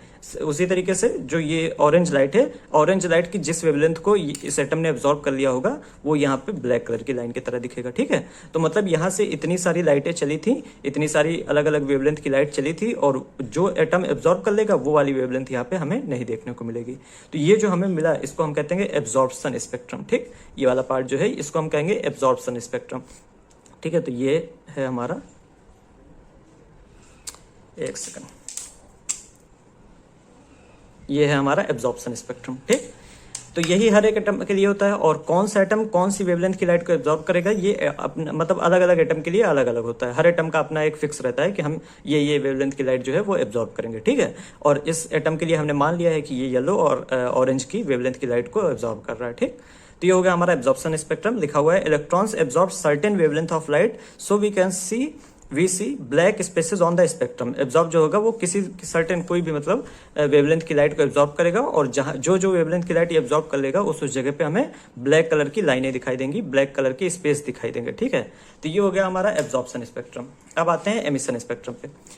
तो अभी हमने बताया था कि जब इलेक्ट्रॉन यहाँ से चलता है, मतलब इलेक्ट्रॉन को लाइट मिलती है, यहाँ से लाइट आती है, इलेक्ट्रॉन को मिलती है, तो इलेक्ट्रॉन की एनर्जी बढ़ जाती है। ठीक है, तो इलेक्ट्रॉन एक्साइटेड स्टेट में चला जाता है। अब जब इलेक्ट्रॉन वापस अपनी नॉर्मल अवस्था में आता है, नॉर्मल स्टेट में आता है, तो वो एनर्जी को, जितनी एनर्जी उसने ली होगी लाइट से, उतनी ही एनर्जी को वो रिलीज करेगा, उतनी ही एनर्जी छोड़ेगा।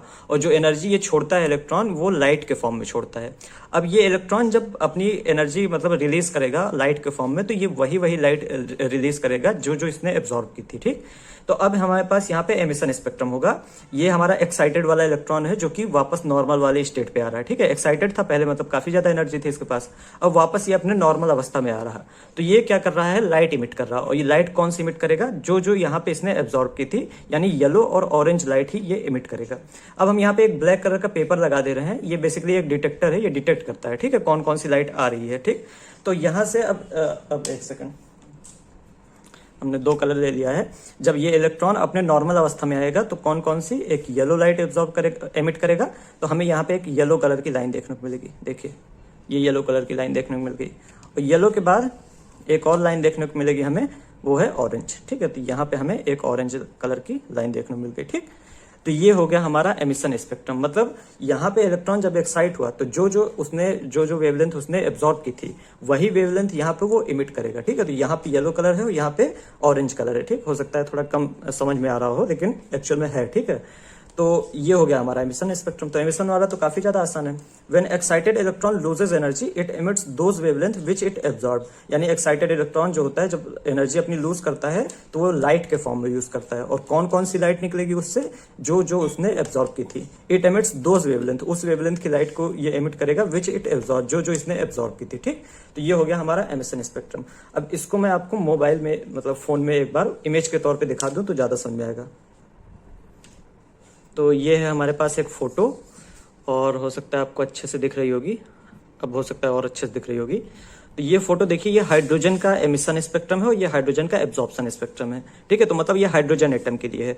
अब देखो, हाइड्रोजन एटम जब एब्जॉर्ब किया है तो कौन कौन सी वेवलेंथ को एब्जॉर्ब किया है, ये वायलेट एब्जॉर्ब किया है, ये वाली वेवलेंथ पता नहीं कौन सा कलर है, इसको एब्जॉर्ब किया है।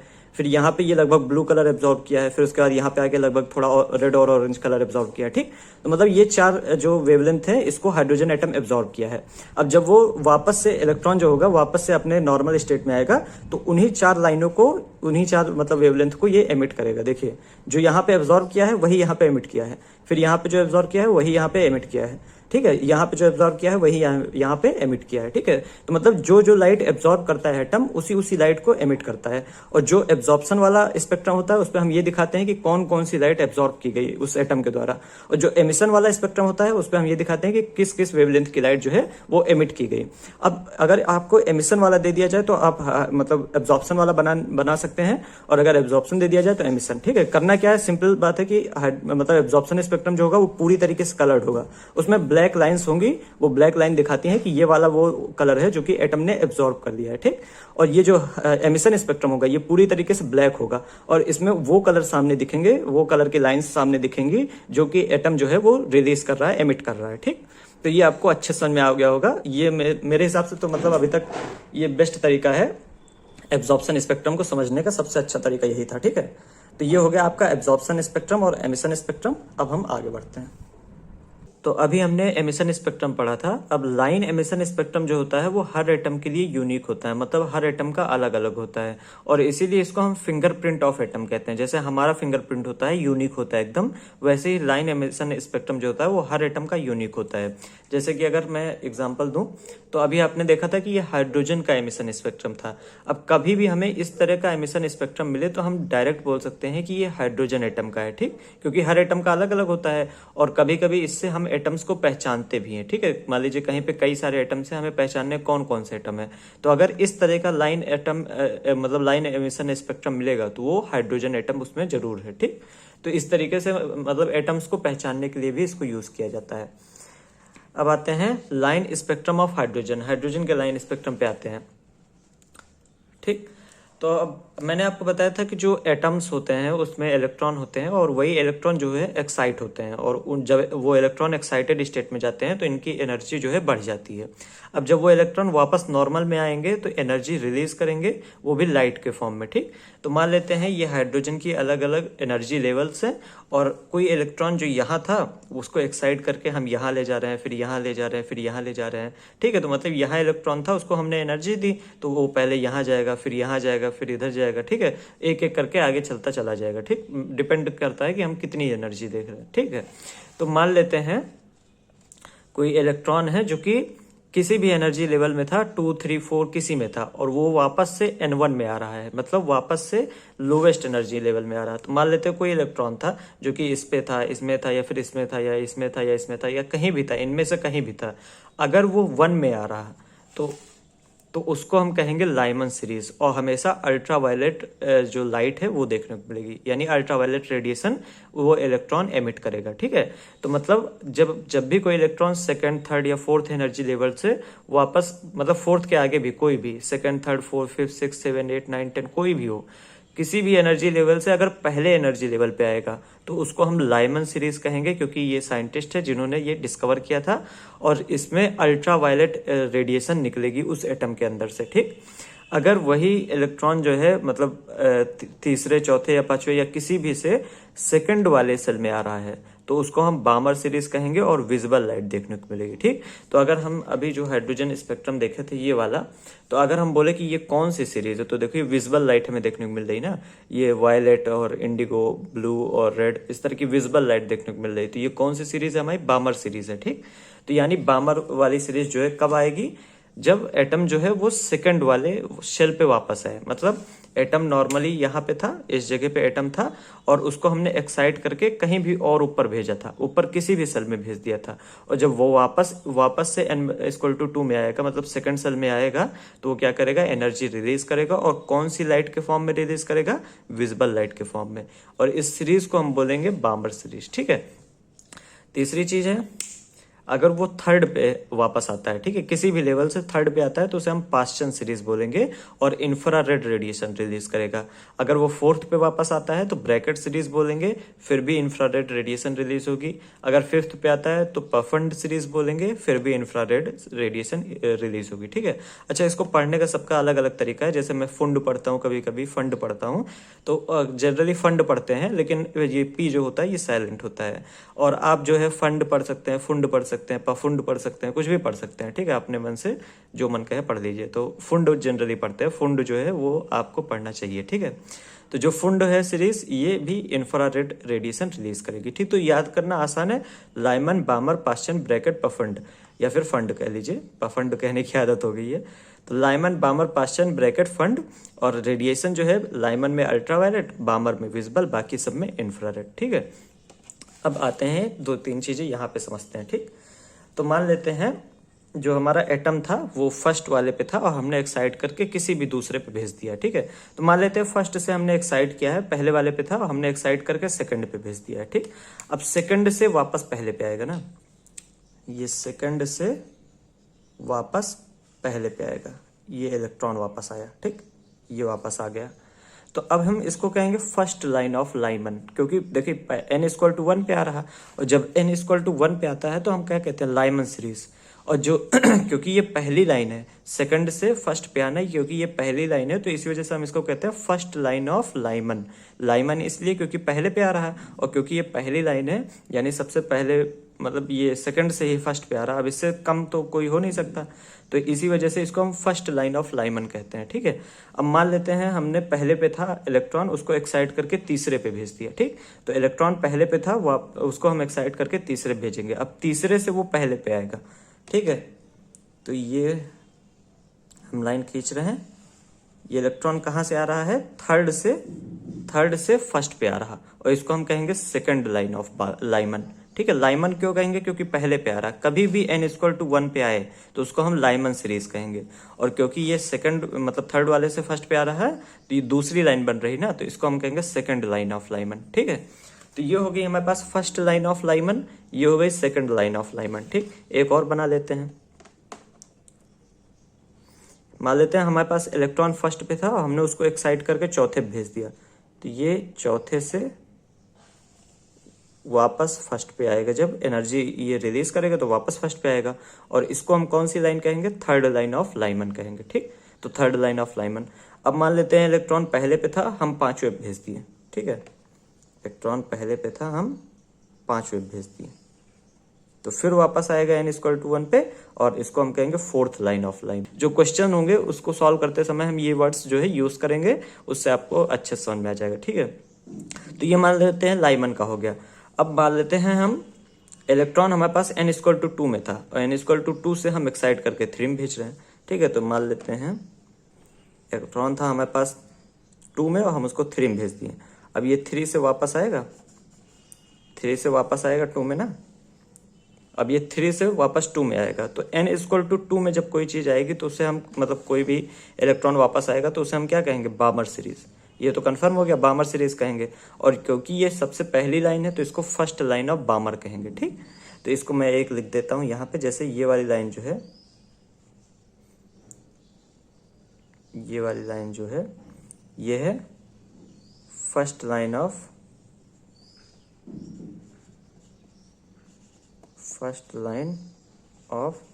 लाइमन। ठीक, ये पहली लाइन है लाइमन की, और ये जो लाइन है ये फर्स्ट लाइन ऑफ बामर है। ये क्या है? First line of बामर। ठीक, ये बामर की पहली लाइन है। ठीक है, अब मान लेते हैं n=2 पे इलेक्ट्रॉन था, उसको हम 4 पे भेज दिए, तो अब ये 4 से वापस आएगा, यहाँ पे बना लेते हैं। ठीक है, 4 से 2 पे आएगा। ठीक है, अब क्योंकि 2 पे आ रहा है तो बामर सीरीज है ऑब्वियसली, और क्योंकि सेकंड लाइन है तो इसको हम कहेंगे सेकंड लाइन ऑफ बामर। ठीक है, तो इस तरीके से हम अलग अलग सबके लिए कर सकते हैं। और ये काम कहाँ पे आता है? जैसे मान लो एक क्वेश्चन है, उस क्वेश्चन में बोल दिया गया कि फर्स्ट लाइन ऑफ पास्चन जो है वो किस, मतलब n=n2 क्या होगा और n1 क्या होगा, मतलब किस वाले सेल पे वो जो इलेक्ट्रॉन है वो आएगा। ठीक, और हमें बोला गया फर्स्ट लाइन ऑफ पास्चन। तो फर्स्ट लाइन ऑफ पास्चन, पहली चीज तो पास्चन आपको पता होना चाहिए। कभी भी पास्चन बोले तो थर्ड वाले पे आएगा वापस इलेक्ट्रॉन, तीसरे पे इलेक्ट्रॉन वापस आएगा। ठीक है, और तीसरे पे इलेक्ट्रॉन आएगा, और बोला गया है पहली लाइन, तो पहली लाइन क्या होता है? फोर्थ से डायरेक्ट थर्ड पे, जस्ट उसके ऊपर जो है, उससे जब वापस थर्ड पे आ जाएगा तो उसको हम बोलेंगे पहले फर्स्ट लाइन। ठीक, तो जब अगर फर्स्ट लाइन ऑफ पास्चन कहा जाए तो ये वाली हो जाएगी, ये हमारी, कभी कभी इसके चलते नहीं, पता नहीं क्यों, ये हमारी क्या हो जाएगी? First line of Paschen. ठीक, तो इस तरीके से क्वेश्चंस पे कभी कभी काम आ जाता है। अब मान लो आपको बोला जाए कि फोर्थ लाइन ऑफ बामर क्या होगी, चौथी लाइन ऑफ बामर, तो आप वीडियो को पॉज करके अपने आप से करो और मैं भी फिर बताता हूँ। ठीक है, तो चौथी लाइन पूछा गया है बामर की, तो बामर की पहली लाइन ये है, दूसरी लाइन मतलब जब 4 से 2 पे आएगा, तीसरी लाइन मतलब जब 5 से 2 पे आएगा, चौथी लाइन मतलब जब 6 से 2 पे आएगा। ठीक, तो ये होता है, मतलब जैसे n=2 है, पहली लाइन बोला जाए तो 3 से 2 पे कुदा दो, दूसरी लाइन बोला जाए तो 4 से 2 पे कुदा दो, और तीसरी लाइन बोला जाए तो 5 से 2 पे कर दो, और चौथी लाइन बोला जाए तो 6 से 2 पे कर दो, पांचवी लाइन बोला जाए तो 7 से 2 पे कर दो। ठीक, तो ये होता है फर्स्ट लाइन सेकंड लाइन। इसको वैसे अब ये एनसीईआरटी में मतलब दिया तो है शायद, लेकिन बहुत ही कम पूछा जाता है। ठीक है, पहले बहुत ज्यादा पूछा जाता था, तो आप बहुत ज्यादा अच्छे से याद कर लीजिएगा इसको, क्वेश्चंस में हम इसको यूज करेंगे। ठीक, तो ये भी आपको पता चल गया कि कैसे first line second line determine करते हैं। ठीक है, अब आते हैं यहाँ पे और एक फॉर्मूले को पढ़ते हैं। एक सेकंड, फॉर्मूला है हमारे पास 1/λ=r/z², 1/n1 का स्क्वायर माइनस 1/n2 का स्क्वायर। अब ये फॉर्मूला जो है ये हमें बताता है वेवलेंथ, और वेवलेंथ कब? जब कोई इलेक्ट्रॉन n2 से n1 में आ रहा है। ठीक है, n2 से n1 में आ रहा है। जैसे बोला जाए कि जो इलेक्ट्रॉन है वो n=4 से n=2 में आ रहा है, बताओ कौन सी वेवलेंथ की लाइट जो है वो निकलेगी। ठीक है, कोई इलेक्ट्रॉन है जो n=4 से n=2 में आ रहा है, तो बताओ कौन सी वेवलेंथ की लाइट निकलेगी। तो हम n2 की जगह 4 रख देंगे, n1 की जगह 2 रख देंगे। r जो होता है ये कांस्टेंट होता है, इसकी वैल्यू 109677 सेंटीमीटर पर सेंटीमीटर, या फिर हम इसको 10⁻⁷ मीटर लेके चलते हैं अप्रॉक्सीमेट में। तो हम N2 की जगह 4 रख देंगे, N1 की जगह मतलब 2 रख देंगे, और R की वैल्यू तो कांस्टेंट है ये रख देंगे, और Z के जगह पे एटॉमिक नंबर रख देंगे, जो भी एटॉमिक नंबर हो। अगर हाइड्रोजन के लिए, वैसे जनरली हाइड्रोजन ही देते हैं वो, अगर हाइड्रोजन के लिए हो तो 1 रख देंगे, ठीक। तो R की वैल्यू पता है, Z की वैल्यू पता है, N1 की वैल्यू पता है, N2 की वैल्यू पता है, और आप लैम्डा निकाल देंगे, ठीक है।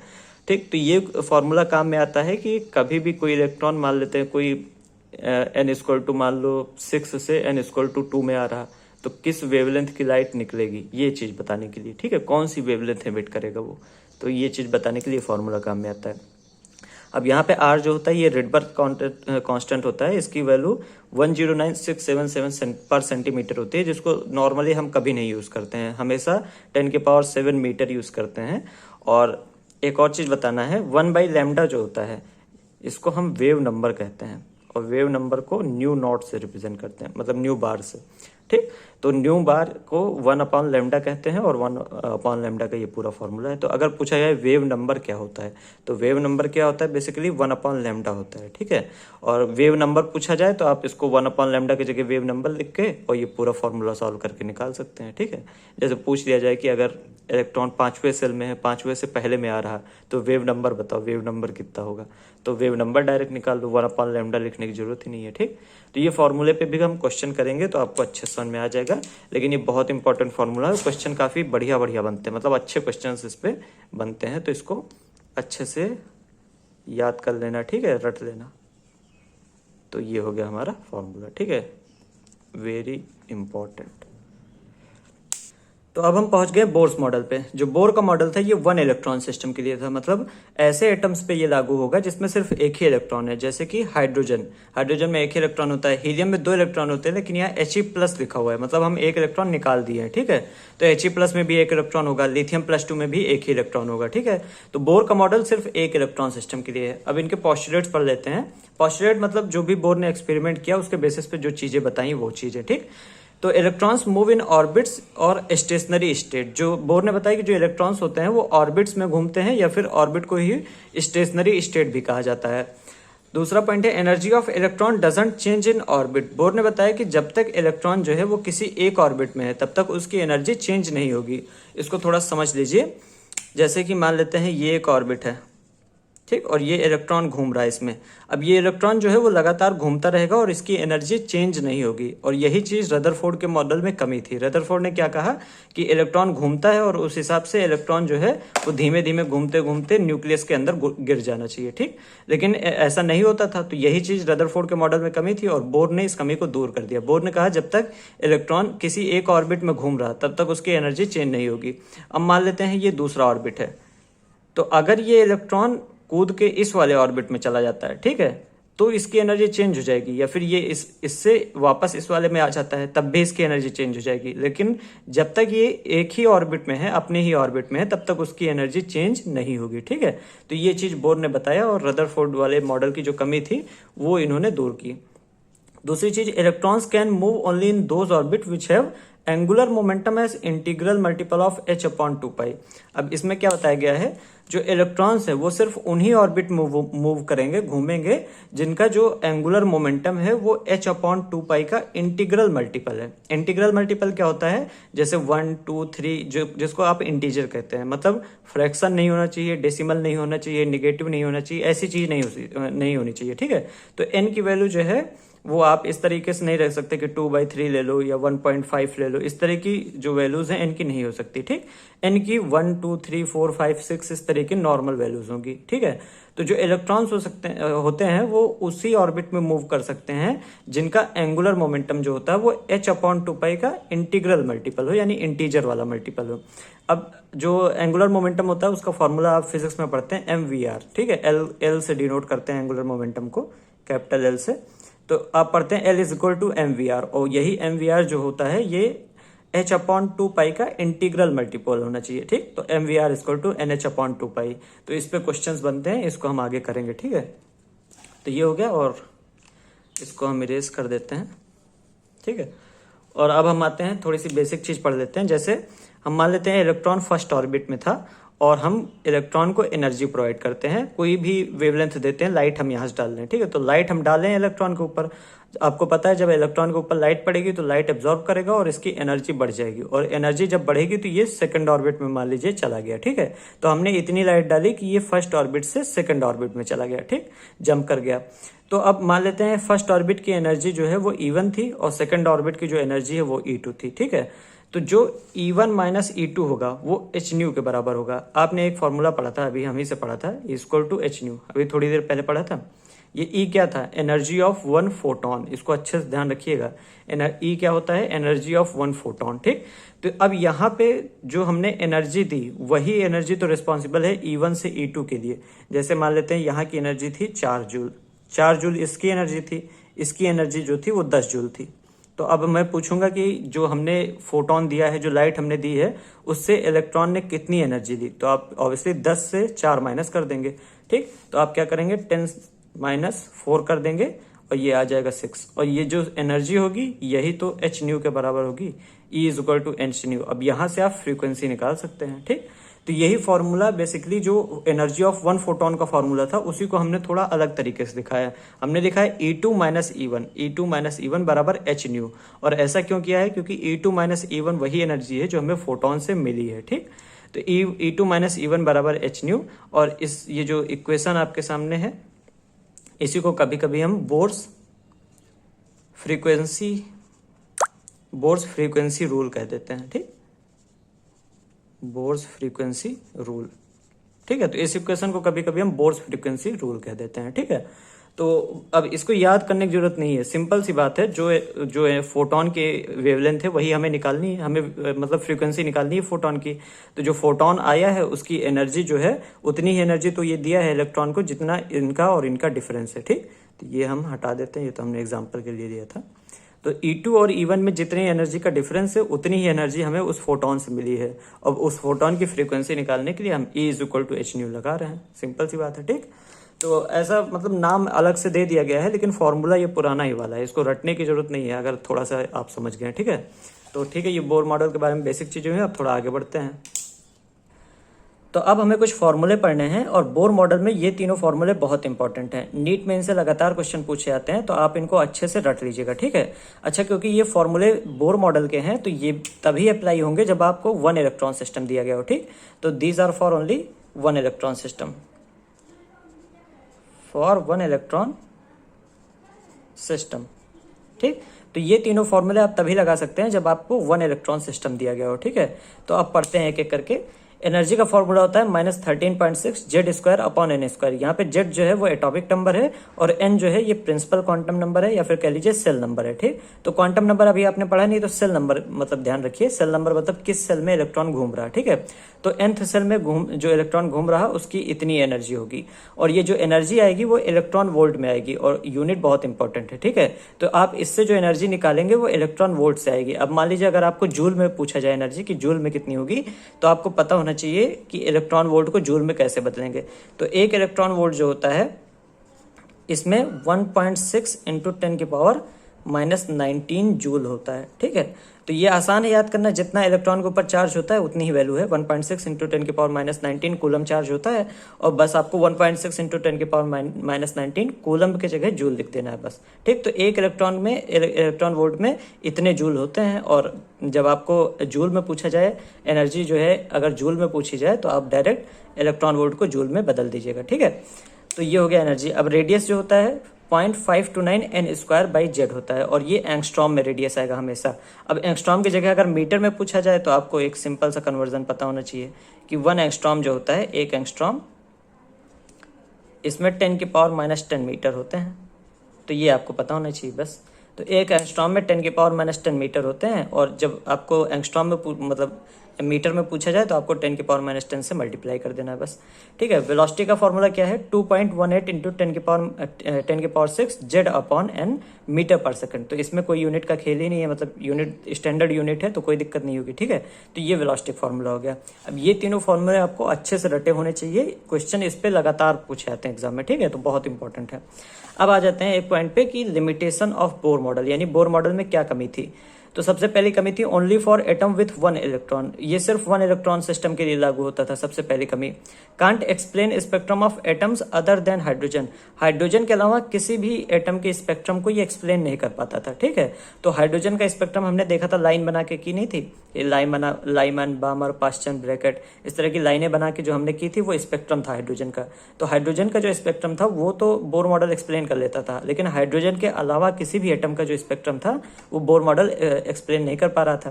Can't explain bonds form by atoms, अब एटम्स जो होते हैं वो बॉन्ड क्यों बनाते हैं, मॉलिक्यूल्स क्यों बनाते हैं, ये भी चीज बोर मॉडल एक्सप्लेन नहीं कर सकता था, ठीक है। तो अब हमें एक नया मॉडल चाहिए और उसी के लिए हम आगे पढ़ने जा रहे हैं।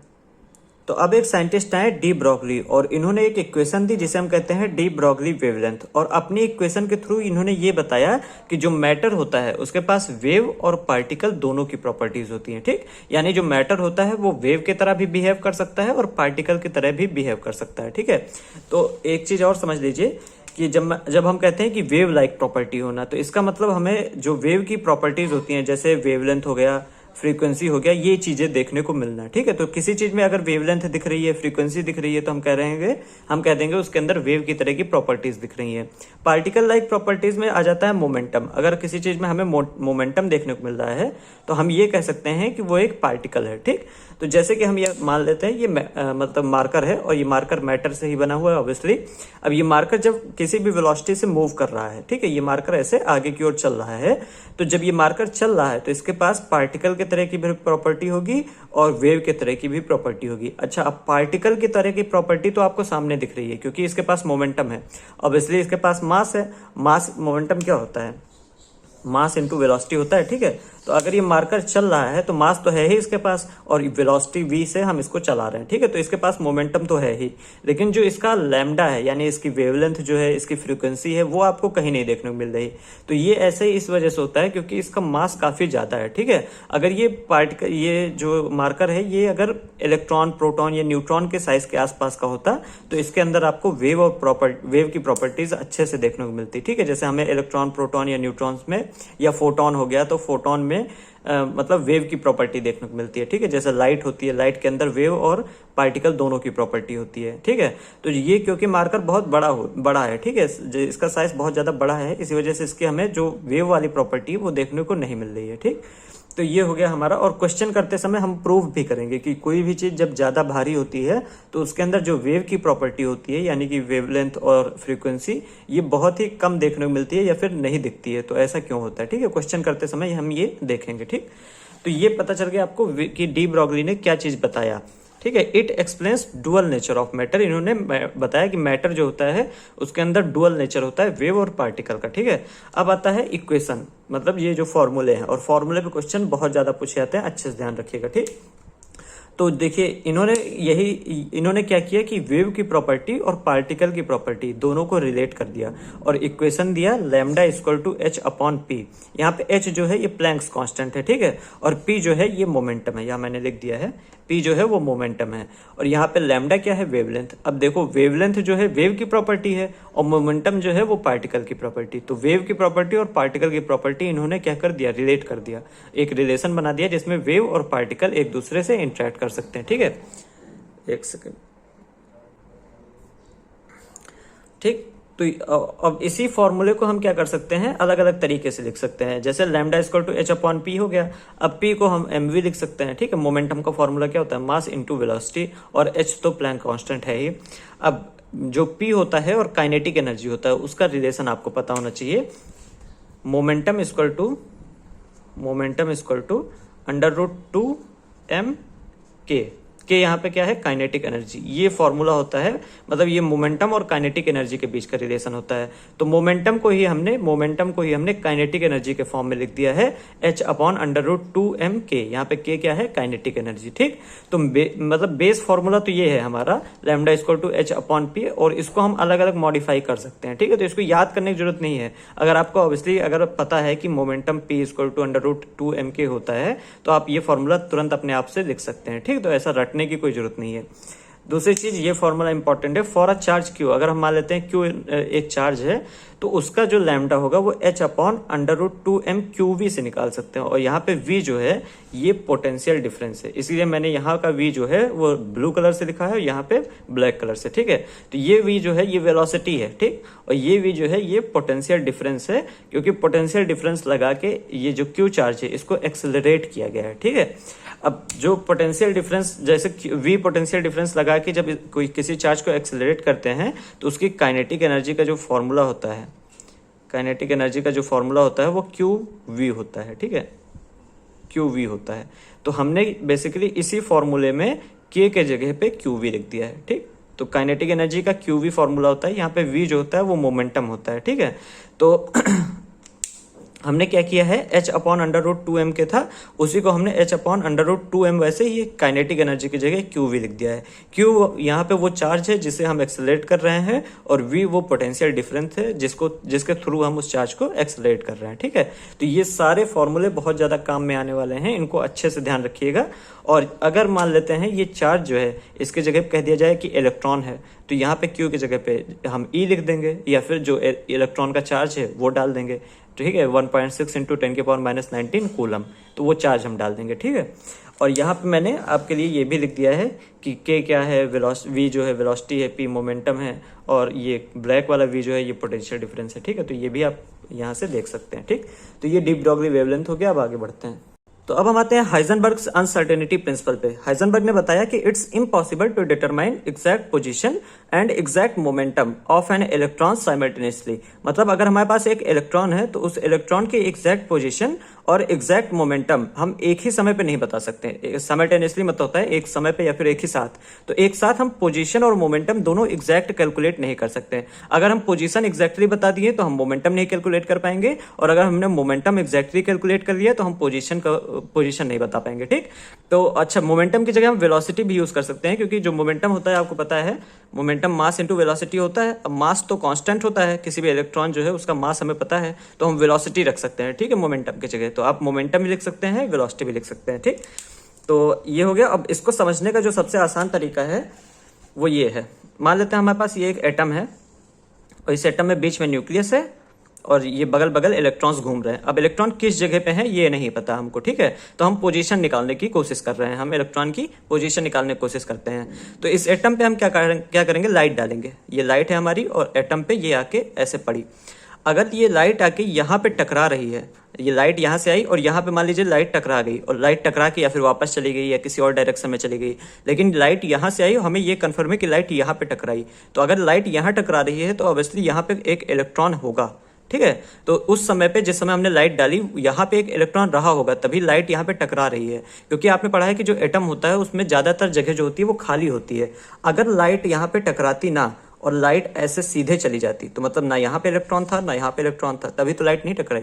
तो अगर लाइट हमारी यहाँ से चली, ना यहाँ टकराई ना यहाँ टकराई, और एटम से पार चली गई, बाहर चली गई, तो अब इसलिए ना यहाँ इलेक्ट्रॉन था ना यहाँ इलेक्ट्रॉन था।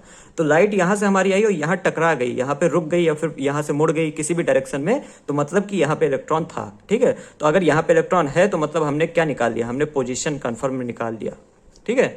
तो हमने इलेक्ट्रॉन की पोजीशन पता कर ली, लेकिन जैसे ही लाइट इलेक्ट्रॉन से टकराएगी इलेक्ट्रॉन अपना रास्ता बदल देगा, और इलेक्ट्रॉन कहाँ जाएगा हमें नहीं पता। इलेक्ट्रॉन हो सकता है इधर चला गया, हो सकता है इधर चला गया, हो सकता है इधर चला गया, हो सकता है आगे चला गया हो सकता है एटम से बाहर चला गया हो।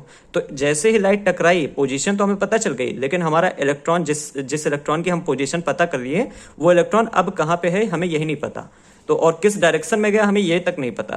तो अगर हमें यही नहीं पता कि वो इलेक्ट्रॉन गया कहाँ, जिसकी पोजीशन हमने निकाली, तो उसका मोमेंटम हम कैसे निकाल पाएंगे, ठीक। तो मोमेंटम हम निकाल ही नहीं पाएंगे। क्यों नहीं निकाल पाएंगे, क्योंकि जिस इलेक्ट्रॉन की पोजीशन हमने बताई वो इलेक्ट्रॉन जैसे ही हमें पोजीशन पता चली वो कहाँ चला गया यही नहीं पता हमको, ठीक है।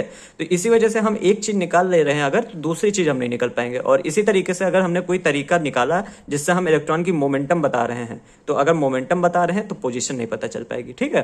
तो यही होता है अनसर्टेनिटी प्रिंसिपल, ठीक। तो समझ में आ गया होगा आपको।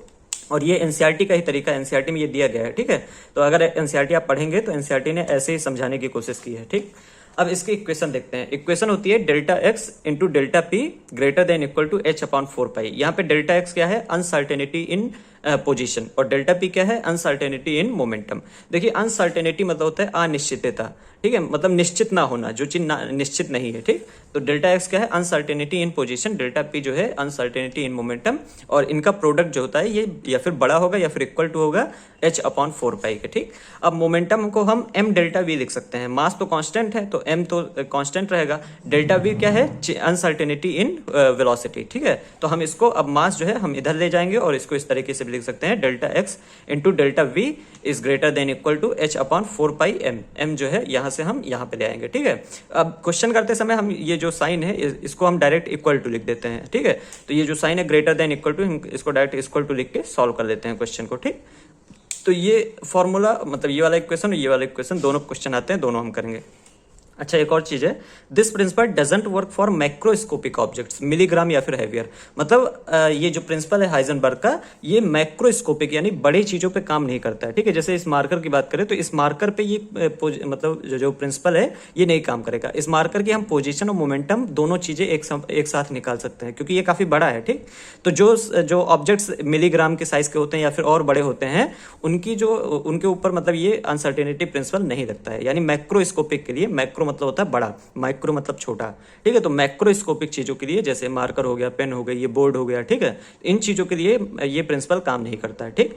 अच्छा अब इस प्रिंसिपल का एक बहुत अच्छा यूज है, this principle deny the presence of orbit और definite path of electron. Sorry for the disturbance, actually जगह कम पड़ रही थी और मुझे कुछ और चीजें समझानी है तो इस वजह से इस फिगर को मिटा के दोबारा बनाना पड़ा।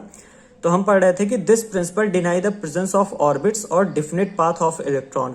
अभी कुछ टाइम पहले आपने बोर का मॉडल पढ़ा था और बोर के मॉडल में बताया गया था कि जो इलेक्ट्रॉन्स होते हैं वो सर्कुलर पाथ पे घूमते हैं जिसे हम ऑर्बिट कहते हैं, ठीक है।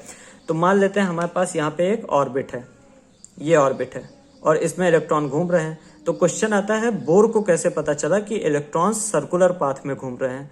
तो किसी भी पाथ को पता करने के लिए या ट्रेजेक्टरी पता करने के लिए हमें दो चीजें पता होनी चाहिए, एक को कहते हैं पोजीशन और एक चीज हो गई वेलोसिटी। अगर हमें ये दोनों चीजें पता हैं तो हम बता सकते हैं कि कौन सा पाथ बनेगा।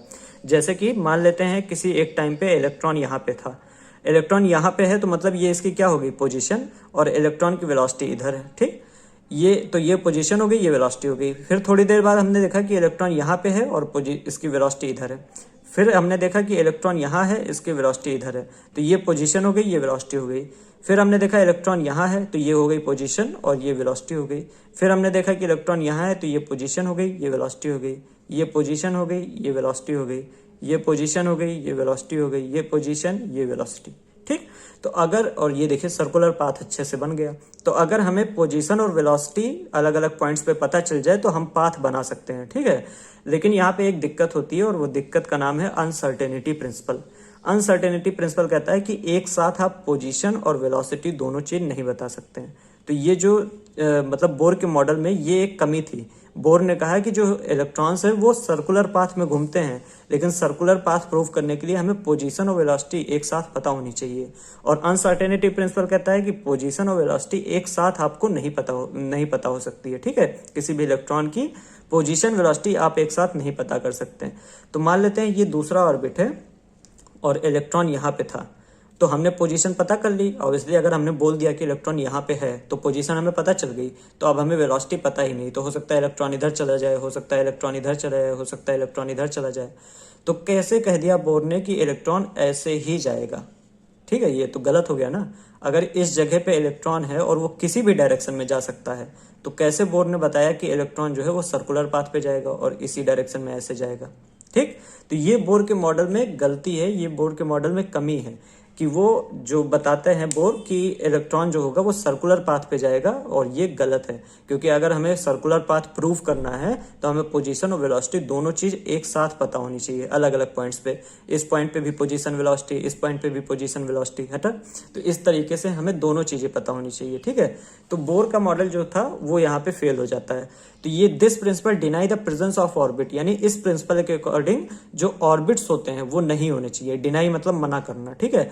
और कोई भी डिफिनिट पाथ नहीं होना चाहिए। इसका क्या मतलब हुआ, कोई भी डिफिनिट पाथ मतलब ऐसा भी नहीं हो सकता कि इलेक्ट्रॉन जो है वो मान लेते हैं कि मतलब स्क्वायर में घूम रहा है, ऐसा भी नहीं हो सकता। डिफिनिट मतलब निश्चित पाथ नहीं हो सकता, कतई एग्जैक्ट पाथ नहीं हो सकता।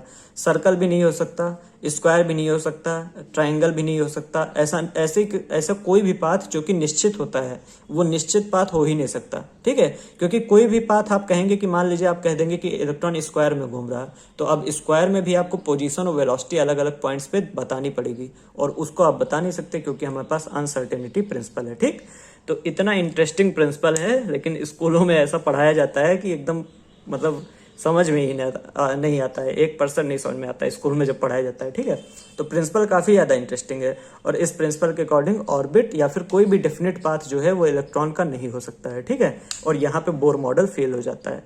तो ये हो गया हमारा अनसर्टेनिटी प्रिंसिपल। इसके ये फॉर्मूले याद रखिएगा, मेन क्वेश्चन फॉर्मूले से आते हैं, और समझना तो आपको था ही, समझा मैंने दिया। ठीक है, और ये भी याद रखिएगा कि ये बड़ी चीज़ों के लिए लगता है, मतलब नहीं लगता है, मैक्रोस्कोपिक के लिए नहीं लगता, हमेशा इलेक्ट्रॉन प्रोटॉन ऐसी छोटी चीज़ों के लिए लगता है जिनका साइज बहुत कम होता है। ठीक है, तो ये हो गया हमारा अनसर्टेनिटी प्रिंसिपल। अब चलते हैं आगे। तो अभी तक आपने देखा कि बोर के मॉडल में भी काफ़ी कमियां थी, जैसे कि वो सिर्फ वन इलेक्ट्रॉन सिस्टम के लिए यूज़ होता था, अनसर्टेनिटी प्रिंसिपल को नहीं फॉलो करता था। इसके अलावा जो बोर का मॉडल था वो इलेक्ट्रॉन के सिर्फ पार्टिकल नेचर को कंसीडर करता था, जबकि इलेक्ट्रॉन के पास पार्टिकल नेचर और वेव नेचर दोनों होता है। तो बोर का मॉडल इलेक्ट्रॉन के पार्टिकल नेचर को कंसिडर करता था लेकिन वेव नेचर को इग्नोर कर देता था। ठीक है, तो इन कमियों की वजह से अब हमें नया मॉडल चाहिए, इस नए मॉडल का नाम है quantum mechanical model of atom. तो क्वांटम मैकेनिकल मॉडल में सबसे पहले आपको एनसीईआरटी ने साई के बारे में बताया है। ये जो त्रिशूल टाइप का बना हुआ है इसको हम साई कहते हैं, मैं यहाँ पे लिख दे रहा हूँ, कुछ ऐसा है, इसको हम साई पढ़ते हैं। ठीक, तो PSI स्पेलिंग होती है लेकिन साई पढ़ते हैं, और जो साई होता है इसको हम वेव फंक्शन कहते हैं। बेसिकली जो साई की वैल्यू होती है वो हमें किसी भी पार्टिकल के वेव नेचर के बारे में बताती है। जैसे इलेक्ट्रॉन एक पार्टिकल है, इलेक्ट्रॉन के वेव नेचर के बारे में हमें साई से पता चलता है। ठीक है, तो जो साई होता है वेव फंक्शन होता है, wave function describes wave nature of a particle, किसी पार्टिकल के वेव नेचर को ये डिस्क्राइब करता है। ठीक, अब यहाँ पे बोर के मॉडल की एक कमी दूर हो गई। जैसे बोर ने इलेक्ट्रॉन के सिर्फ पार्टिकल नेचर को कंसीडर किया था, लेकिन ये क्वांटम मैकेनिकल मॉडल में हम इलेक्ट्रॉन के वेव नेचर को भी कंसीडर करेंगे। ठीक, तो यहाँ पे एक कमी दूर हो गई। दूसरी चीज हमारे पास साई स्क्वायर काफी जरूरी है। Psi square is directly proportional to probability of finding an electron in atom. मतलब एटम में इलेक्ट्रॉन के पाए जाने के चांसेस किसी जगह पे कितने ज्यादा हैं, ये हमें साई स्क्वायर से पता चलता है। जैसे हम मान लेते हैं ये हमारा एटम है, ठीक है, और ये न्यूक्लियस है। अब इस एटम में मान लेते हैं हमने कई जगह पे साई स्क्वायर की वैल्यू निकाली, अलग अलग कई जगहों पे साई स्क्वायर की वैल्यू निकाली, और इस जगह पे साई स्क्वायर की वैल्यू काफी ज्यादा आई। तो जहां पे साई स्क्वायर की वैल्यू ज्यादा होगी वहां पे इलेक्ट्रॉन के पाए जाने के चांसेस जो होंगे वो बहुत ज्यादा होंगे। ठीक है, तो मतलब ये वो जगह है जहां पे इलेक्ट्रॉन के पाए जाने के चांस काफी ज्यादा है। ठीक, अब इस वजह से साई स्क्वायर की वजह से ये जो क्वांटम मैकेनिकल मॉडल है ये अनसर्टेनिटी प्रिंसिपल को भी फॉलो कर रहा है। जैसे मतलब बोर का जो मॉडल था उसने फिक्स पाथ बता दिया था कि सर्कुलर ऑर्बिट में घूमता है इलेक्ट्रॉन, जबकि अनसर्टेनिटी प्रिंसिपल कहता है कि फिक्स पाथ हम इलेक्ट्रॉन का नहीं बता सकते। और यहाँ पे भी देखिए फिक्स पाथ नहीं बताया गया है, ऐसा नहीं कहा जा रहा है कि यहाँ पे इलेक्ट्रॉन है, सिर्फ इतना बताया जा रहा है कि यहाँ पे इलेक्ट्रॉन के पाए जाने के चांसेस काफी ज्यादा हैं। ठीक है, ऐसा नहीं कहा जा रहा कि यहाँ पे इलेक्ट्रॉन है। ठीक, तो ये जो मॉडल है ये अनसर्टेनिटी प्रिंसिपल को भी फॉलो कर रहा है। ठीक है, तो यहाँ पे बोर के मॉडल की दूसरी कमी भी दूर हो जाती है। ठीक, अब जो साई स्क्वायर होता है इसको हम प्रोबेबिलिटी डेंसिटी कहते हैं। ठीक है, तो ये हो गया साई स्क्वायर। अब आप आते हैं ऑर्बिटल पे। ऑर्बिटल क्या होता है? Space around nucleus where probability of finding electron is maximum, यानी न्यूक्लियस के आसपास की वो जगह जहां पे इलेक्ट्रॉन के पाए जाने के चांसेस मैक्सिमम है, सबसे ज्यादा चांस है कि इलेक्ट्रॉन पाया जाएगा। जैसे मान लेते हैं ये न्यूक्लियस है, न्यूक्लियस के आसपास हमने देखा ये वो जगह है, ये वो जगह है जहां पे इलेक्ट्रॉन के पाए जाने के चांस काफी ज्यादा है, मैक्सिमम है, तो इसको हम ऑर्बिटल कह देंगे। ठीक है, अब ऑर्बिटल कोई फिजिकल चीज नहीं होती, कोई ऑब्जेक्ट नहीं है ऑर्बिटल। ऑर्बिटल सिर्फ स्पेस है, सिर्फ एक जगह है। ठीक है, तो एक 3D स्पेस है जहां पे इलेक्ट्रॉन के पाए जाने के चांसेस काफी ज्यादा है। ठीक, तो ये ऑर्बिटल होता है। अब हमारे पास आता है क्वांटम नंबर। जो क्वांटम नंबर होते हैं ये बेसिकली ऑर्बिटल की लोकेशन बताते हैं। ठीक है, ऑर्बिटल किस जगह पे है इसको जानने के लिए हम क्वांटम नंबर का यूज करते हैं। तो quantum number tell address of orbital या इलेक्ट्रॉन या ऑर्बिटल की एड्रेस बताते हैं क्वांटम नंबर हमको। टोटल 4 तरह के क्वांटम नंबर होते हैं, एक एक करके अब हम चारों पढ़ेंगे। पहला क्वांटम नंबर होता है प्रिंसिपल क्वांटम नंबर, इसको स्मॉल n से डिनोट करते हैं, और ये जो ऑर्बिटल होता है उसकी साइज को, उसकी एनर्जी को, और वो ऑर्बिटल किस सेल में है ये चीज बताता है। जैसे अगर प्रिंसिपल क्वांटम नंबर की वैल्यू 1 है तो वो के सेल में होगा ऑर्बिटल। अगर प्रिंसिपल क्वांटम नंबर की वैल्यू 3 है तो एम सेल में होगा। अगर प्रिंसिपल क्वांटम नंबर की वैल्यू 4 है तो एन सेल में होगा। इस तरीके से ये जो सेल का नंबर है ये प्रिंसिपल क्वांटम नंबर से हमें पता चल जाता है। इसके अलावा साइज भी बताता है। जैसे प्रिंसिपल क्वांटम नंबर की वैल्यू अगर 1 है तो जो सेल होगी उसका साइज छोटा होगा। जैसे जो ये मान लेते हैं न्यूक्लियस है, तो न्यूक्लियस के सबसे पास वाली सेल जो होती है उसी को हम के कहते हैं, यही तो होता है। उसके बाद जो सेल होती है उसको हम एल कहते हैं, उसके बाद जो सेल होती है उसको एम कहते हैं। तो देखिए जिसका वैल्यू एन का छोटा है उसकी सेल भी छोटी है, देखिए ठीक। जैसे जैसे हमारी एन की वैल्यू बढ़ेगी सेल का जो साइज है वो भी बढ़ता जाएगा, ठीक है। तो ये होता है साइज के बारे में बताता है, सेल के बारे में, एनर्जी के बारे में बताता है, जो कि अभी हम थोड़ी देर में देखेंगे, ठीक। तो ये आपको पता चल गया प्रिंसिपल क्वांटम नंबर। अब हम बाकी के क्वांटम नंबर पढ़ते हैं। तो बाकी के क्वांटम नंबर पढ़ने से पहले मैं आपको कुछ चीज़ें बताना चाहता हूँ। पिछले कुछ दिनों में आपने मेरा काफ़ी ज़्यादा सपोर्ट किया है, तो इसी वजह से मेरे सब्सक्राइबर भी बहुत ज़्यादा बढ़ गए हैं। अब सब्सक्राइबर बढ़ गए हैं तो यूट्यूब ने मुझे काफ़ी पैसा दे दिया, तो मतलब 3-4 करोड़ रुपए मुझे यूट्यूब से मिले। अब क्योंकि 3-4 करोड़ रुपए मेरे पास थे तो मैंने सोचा कहीं चलो घूम आए। तो जिस जगह पे मैं घूमने गया था वहाँ पे जो मैंने होटल लिया था, मैं उस होटल के बारे में आपको बताना चाहता हूँ। और भाई क्या गजब का होटल था। लगभग 3 लाख रुपए हर दिन का स्टे का था यहाँ पे। 3 लाख रुपए पर डे मतलब इसका फीस थी होटल की, और इस होटल में रुका था मैं। अब इस होटल के बारे में मैं बताना चाहता हूँ। इस होटल के अरेंजमेंट में आपको बताऊंगा, उस अरेंजमेंट को आपको अच्छे से समझना है, ठीक है। तो ये होटल जो था इसमें 4 फ्लोर थे, ठीक है। फर्स्ट फ्लोर, सेकेंड फ्लोर, ठीक, थर्ड फ्लोर और फोर्थ फ्लोर, ऐसे 4 फ्लोर थे। ये चारों क्या हैं, फ्लोर हैं, ठीक। तो इस होटल में 4 फ्लोर थे और इन चारों फ्लोर की एक खासियत थी, चारों फ्लोर में अलग अलग तरीके के फ्लैट थे। जैसे जो पहला फ्लोर था इसमें सिर्फ एक तरीके का फ्लैट था जिसे वो लोग एस फ्लैट कहते थे, एस फ्लैट। जो दूसरा फ्लोर था इसमें 2 तरीके के फ्लैट थे, एक को कहते थे एस फ्लैट, एक को कहते थे पी फ्लैट। जो तीसरा फ्लोर था उसमें 3 तरीके के फ्लैट थे, एस फ्लैट, पी फ्लैट और डी फ्लैट। और जो चौथा फ्लोर था इसमें एस, पी, डी और एफ चारों तरीके के फ्लैट थे, ठीक है। तो ये सारे क्या हैं, टाइप ऑफ फ्लैट्स, कई तरह के अलग अलग फ्लैट थे। जैसे एस वाला सबसे सस्ता था, पी थोड़ा महंगा था, डी महंगा था और एफ वाले में मैं रुका था, एफ वाला सबसे ज्यादा महंगा था, ठीक है। तो ये अलग अलग तरीके के फ्लैट थे हर एक फ्लोर पे, ठीक है। अब जो एस वाला फ्लैट था इसमें सिर्फ एक ही कमरा था, सिर्फ एक कमरा। जो पी वाला फ्लैट था, ये जो पी वाला फ्लैट था इसमें 3 कमरे थे। जो डी वाला फ्लैट था इसमें 5 कमरे होते थे और जो एफ वाला फ्लैट था इसमें 7 कमरे होते थे। तो 7 कमरे का फ्लैट मैं अकेले लेके रह रहा था, ठीक है। तो ये जो 1, 3, 5, 7 है ये अलग अलग तरीके के रूम्स हैं, मतलब अलग अलग कमरे हैं, ठीक है। तो एस फ्लैट जो था वो उसमें सिर्फ एक ही रूम होता था, 1 बेडरूम का फ्लैट था। पी वाले में 3 थे, डी वाले में 5 और एफ वाले में 7 थे, ठीक है। तो ये जो अरेंजमेंट आपको दिख रहा है यही अरेंजमेंट होता है एटम का, एकदम सेम टू सेम। तो अगर मैं थोड़ा सा इसको एक्सप्लेन करूं तो जो हमारा होटल है वो बेसिकली क्या है, ये हमारा एटम है, ठीक है। हमारा होटल जो है वो एटम है। एटम के अंदर अलग अलग फ्लोर जो हैं ये नंबर ऑफ सेल है, ठीक है। एटम के अंदर अलग अलग सेल होती हैं, ठीक। तो मान लेते हैं ये न्यूक्लियस है और ये सेल नंबर 1 है, ये सेल नंबर 2 है, ये सेल नंबर 3 है, ठीक। इसको के सेल कहते हैं, इसको एल, इसको एम, इसके आगे जो होगी एन, ठीक है। या फिर इसको पहली सेल कह लीजिए, इसको दूसरी सेल, इसको तीसरी सेल, इस तरीके से, ठीक। तो पहला फ्लोर, दूसरा फ्लोर, तीसरा फ्लोर, मतलब पहली सेल, दूसरी सेल, तीसरी सेल। तो हमारा होटल जो है वो एटम है और जो फ्लोर है वो सेल है, यानी एटम के अंदर अलग अलग सेल होती हैं। अब सेल के अंदर अलग अलग फ्लैट होते हैं। फ्लैट मतलब होता है सब सेल, सब सेल्स होती हैं, ठीक है। जो सेल होती है उसके अंदर सब सेल होती हैं और सब सेल, जो पहली सेल होती है उसमें सिर्फ एक सब सेल पाई जाती है, एस। दूसरी सेल जो होगी जो उसमें 2 सब सेल पाई जाएंगी, एस और पी। तीसरी सेल जो होगी उसमें 3 सब सेल पाएंगी, एस, पी, डी। और चौथी सब सेल में 4 सब सेल पाई जाएंगी, एस, पी, डी, एफ।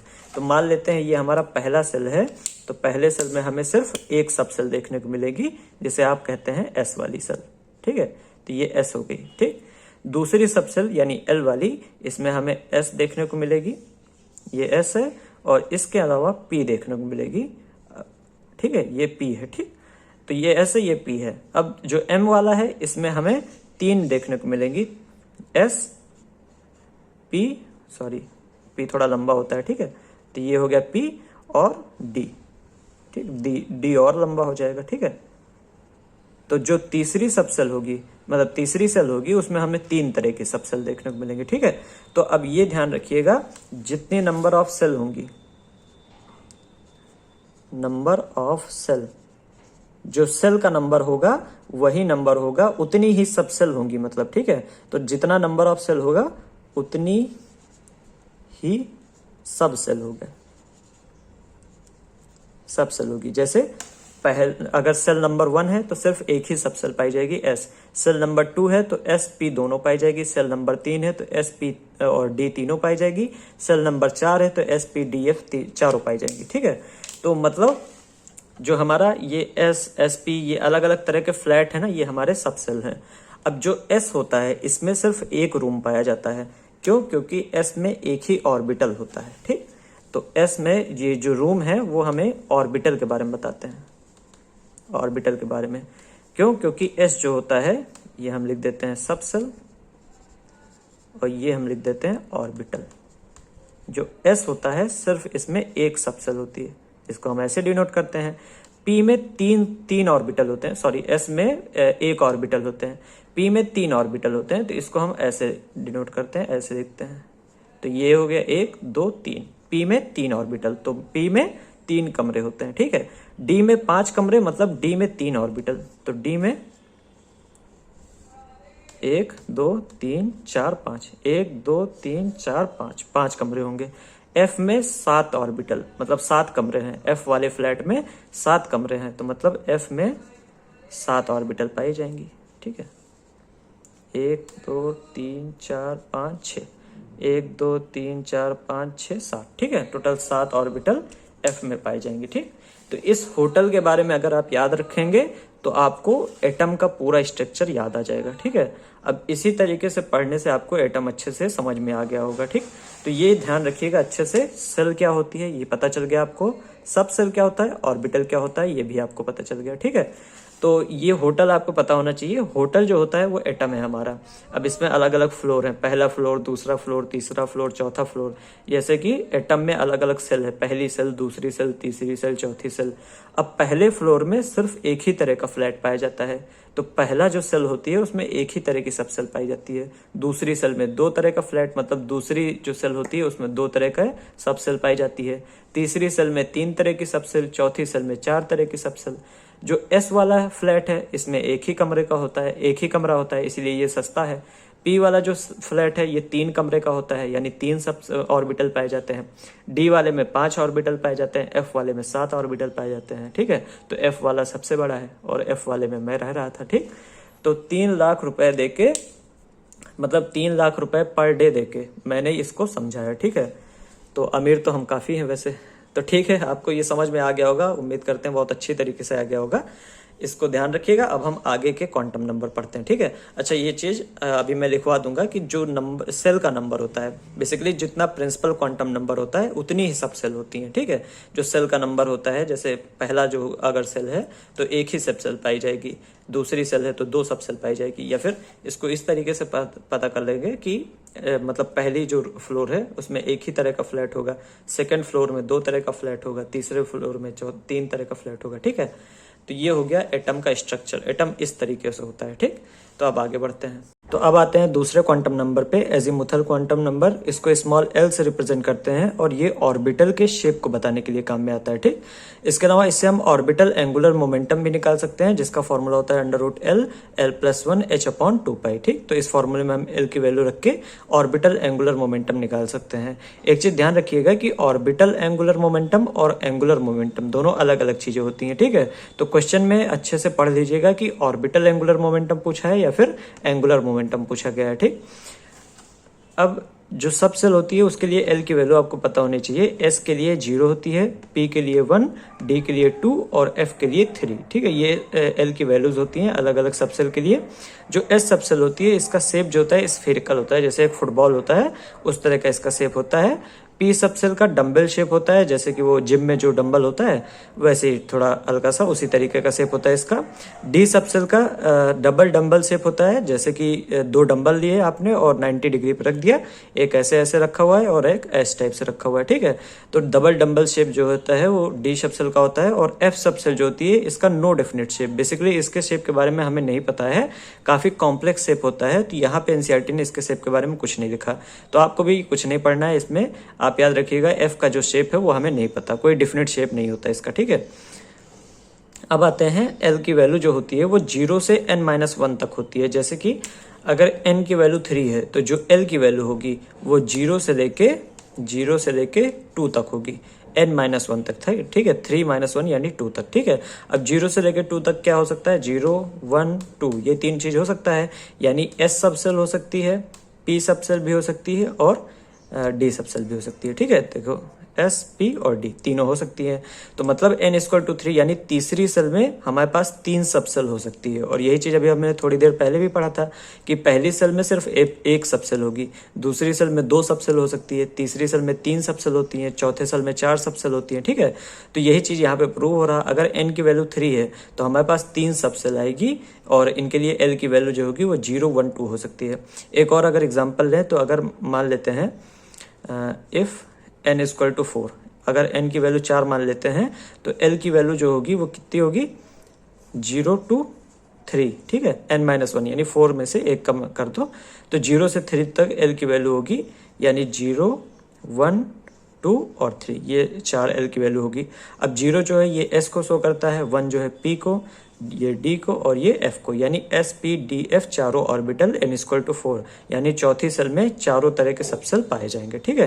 तो ये भी आपको याद होना चाहिए, पता होना चाहिए, ठीक। तो इसको मैं इरेज कर दे रहा हूँ, ठीक। तो यही चीज मैंने यहाँ पे फिर से लिख दिया है, number of subshell in a shell, किसी सेल के अंदर कितनी सबसेल होती है वो n के बराबर होती है, मतलब जितना उसका प्रिंसिपल क्वांटम नंबर होगा, ठीक है। अगर प्रिंसिपल क्वांटम नंबर 3 है तो 3 सबसेल होगी, 4 है तो 4 सबसेल होगी, इस तरीके से, ठीक। तो ये हो गया हमारा एजीमुथल क्वांटम नंबर। अब आगे चलते हैं। तो अभी तक हमने 2 क्वांटम नंबर्स पढ़े और इनके बेसिस पे हम ऑर्बिटल्स की एनर्जी बता सकते हैं। जो एनर्जी होती है ऑर्बिटल की वो डायरेक्टली प्रोपोर्शनल होती है n+l के। जैसे कि अगर हम एग्जाम्पल लें, मान लीजिए हमारे पास 2 सबसेल है 3d और 4s, और हमें बताना है कि 3d के जो ऑर्बिटल होंगे उनकी एनर्जी ज्यादा होगी या 4s के ऑर्बिटल्स की एनर्जी ज्यादा होगी। तो देखिए n+l हम दोनों के लिए निकाल ले रहे हैं। जैसे 3d के लिए n जो होगा वो 3 होगा, l की वैल्यू जो है d के लिए 2 होती है, ठीक है। तो टोटल 5 आ गया। l की वैल्यू आपको याद रखनी होगी, s के लिए 0, p के लिए 1, d के लिए 2, f के लिए 3, ठीक है। इस तरह से आपको याद करनी होगी। तो 3d में n+l की वैल्यू हमारी 5 आ गई और 4s में n+l की वैल्यू, n की वैल्यू 4 है और s के लिए जो l होता है वो 0 होता है, यानी 4 आई। तो मतलब एनर्जी जो है वो 3d की ज्यादा होगी, 4s की कम होगी। तो इस तरीके से निकालते हैं, ठीक है। अब 4p और 5d में देखते हैं। 4p के लिए n+l निकालते हैं तो 4 + p के लिए l की वैल्यू होती है 1, तो 4, 1 हो गया 5। और 5d के लिए निकालते हैं तो 5 + n की वैल्यू 5 हो गई और d के लिए जो l की वैल्यू होती है वो 2 होती है, तो 5 + 2 = 7, ठीक है। तो अब इसकी वैल्यू ज्यादा हो गई तो मतलब इसकी एनर्जी ज्यादा होगी, ठीक। तो 5d की एनर्जी ज्यादा होगी 4p से। अब तीसरा एक एग्जांपल और लेते हैं, 3p और 4s। अब 3p के लिए n+l की वैल्यू देखिए, 3 + p के लिए l की वैल्यू 1 होती है, तो 3, 1, 4 आ गया। साथ में 4s जो होता है इसमें 4 हो गया n की वैल्यू, और s की जो l की वैल्यू होती है s के लिए वो 0 होती है, तो इसका भी 4 आ गया। तो अब क्या करेंगे, जब हमारे पास दोनों बराबर आ जाएंगे, इधर भी 4 आ रहा है और इधर भी 4 आ रहा है, तो ऐसा नहीं है कि इनकी एनर्जी बराबर हो जाएगी। अब यहाँ पे एक और रूल लगेगा, ये रूल होगा, ऐसे लिखते हैं, ये रूल होता है कि अगर हमारे पास n+l की वैल्यू सेम आ जाती है, अगर n+l की वैल्यू सेम आ जाती है तो जिसका n ज्यादा होता है उसकी एनर्जी ज्यादा होती है, ठीक है। तो if value of n+l is same for 2 orbitals, अगर कोई 2 ऑर्बिटल हम ले लेते हैं और उन दोनों के लिए n+l की वैल्यू सेम आ जाती है, then orbital with greater n, जिसका n ज्यादा होगा, विल हैव मोर एनर्जी, उसकी एनर्जी ज्यादा होगी, ठीक है, विल हैव मोर एनर्जी। ठीक। तो यहाँ पे अगर n+l वाला जब रूल फेल हो जाता है तो हम n देखते हैं, और n इसका ज्यादा है तो मतलब इसकी एनर्जी यहाँ पे ज्यादा होगी। ठीक है, तो ये आपको ध्यान रखना है n+l रूल में। और अगर n+l रूल फेल हो जाता है तो जिसका n ज्यादा होगा उसकी एनर्जी ज्यादा होगी, यानी जिसका प्रिंसिपल क्वांटम नंबर ज्यादा होगा उसकी एनर्जी जो है वो ज्यादा होगी। ठीक है, तो ये n+l रूल हो गया। और एक और चीज इसमें याद रखनी है आपको, हाइड्रोजन का केस। फॉर हाइड्रोजन, हाइड्रोजन के केस में, या फिर हाइड्रोजन लाइक एटम्स जो कहते हैं, for hydrogen like, hydrogen like atoms मतलब होता है जिसमें एक इलेक्ट्रॉन हो, जैसे कि हाइड्रोजन तो खुद है ही He+, Li+2, ठीक है, ये सब भी जिसमें सिर्फ एक ही इलेक्ट्रॉन हो, इनके लिए जो एनर्जी होती है, एनर्जी ऑफ ऑर्बिटल, जो एनर्जी होती है ऑर्बिटल की, ये डायरेक्टली प्रोपोर्शनल होती है n के, और सिर्फ n पे डिपेंड करती है। यहाँ पे l का कोई मतलब नहीं होता है। ठीक है, तो अगर हाइड्रोजन के लिए मतलब हाइड्रोजन और हाइड्रोजन लाइक एटम्स के लिए बात करें, जैसे हीलियम+ और Li+2, तो इनके लिए जो ऑर्बिटल की एनर्जी होती है वो n की बराबर, मतलब n के प्रोपोर्शनल होती है, और l का यहाँ पे कोई महत्व नहीं होता।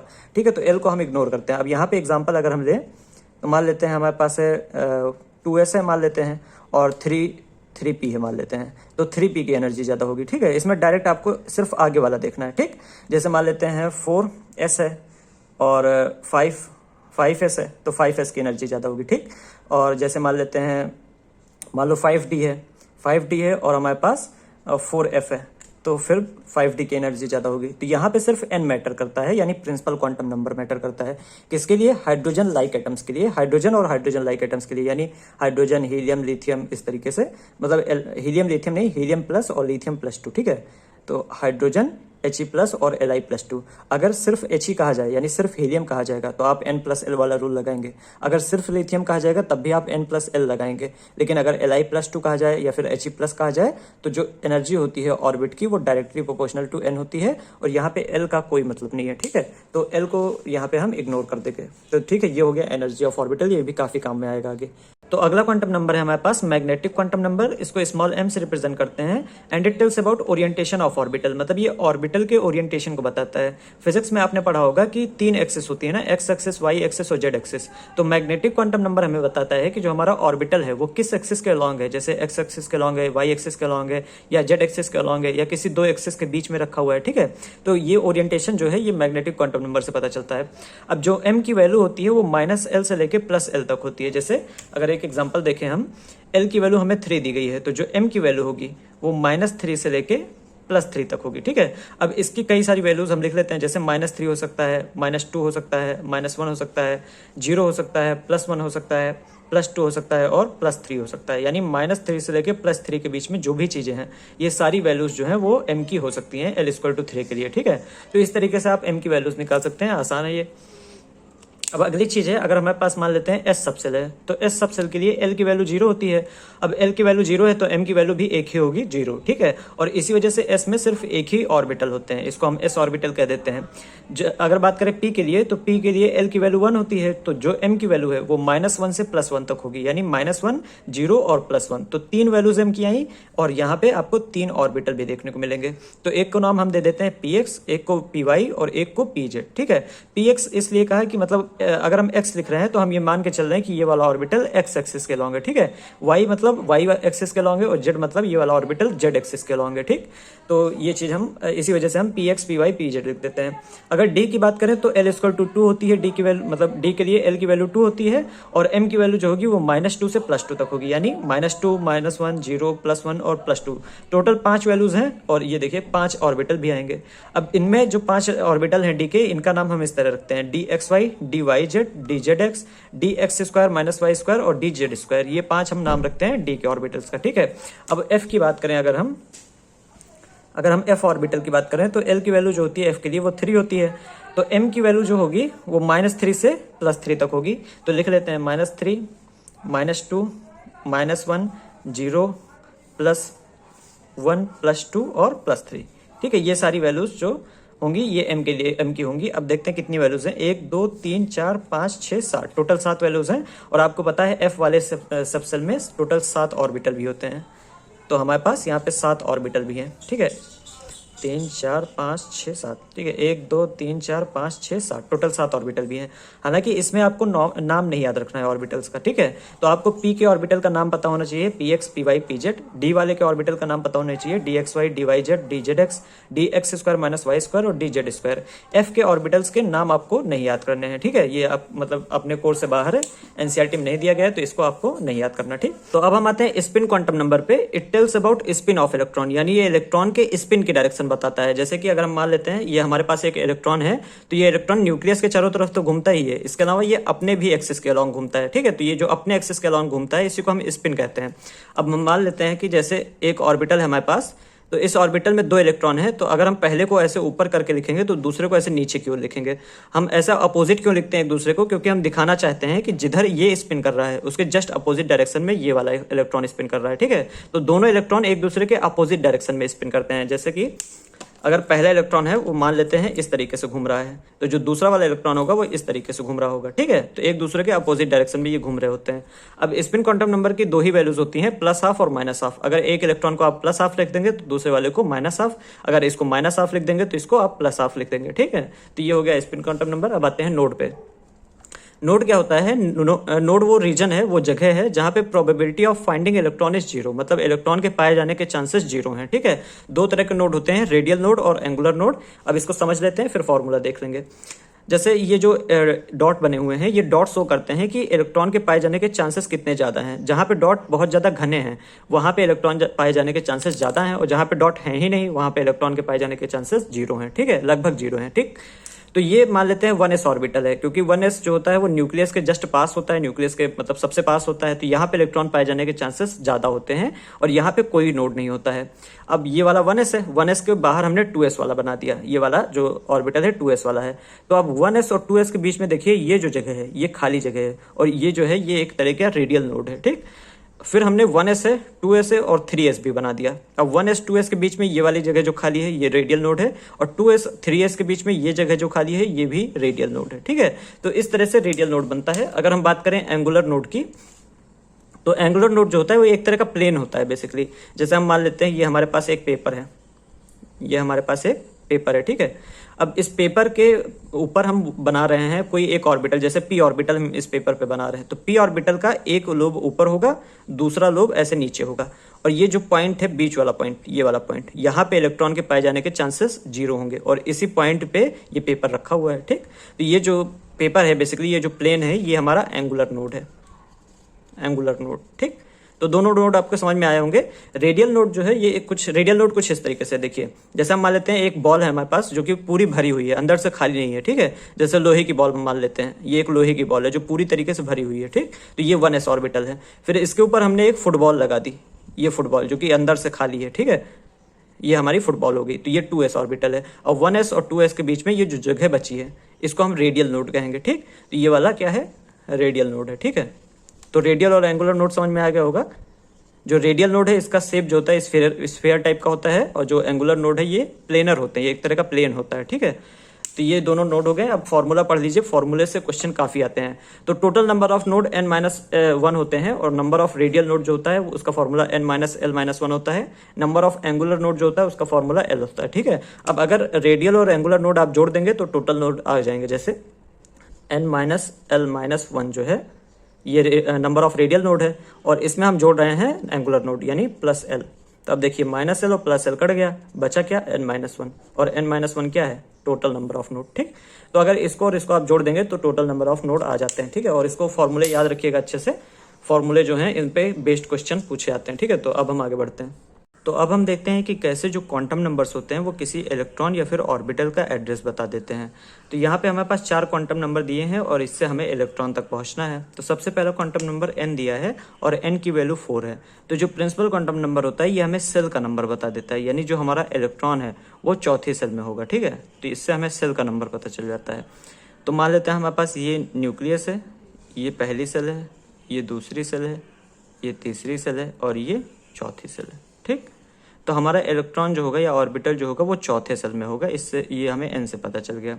अब l की वैल्यू 1 है, तो l की वैल्यू 1 किसके लिए होती है? p सब सेल के लिए होती है। तो l की वैल्यू से हमें सब सेल पता चल गई, सब सेल पता चल गई हमें, कि p सब सेल में हमारा इलेक्ट्रॉन होगा, तो चौथे वाले ऑर्बिटल में, चौथे वाले सेल में, मतलब चौथे सेल में हमारे पास p सब सेल होगी और इसी p सब सेल में इलेक्ट्रॉन होगा।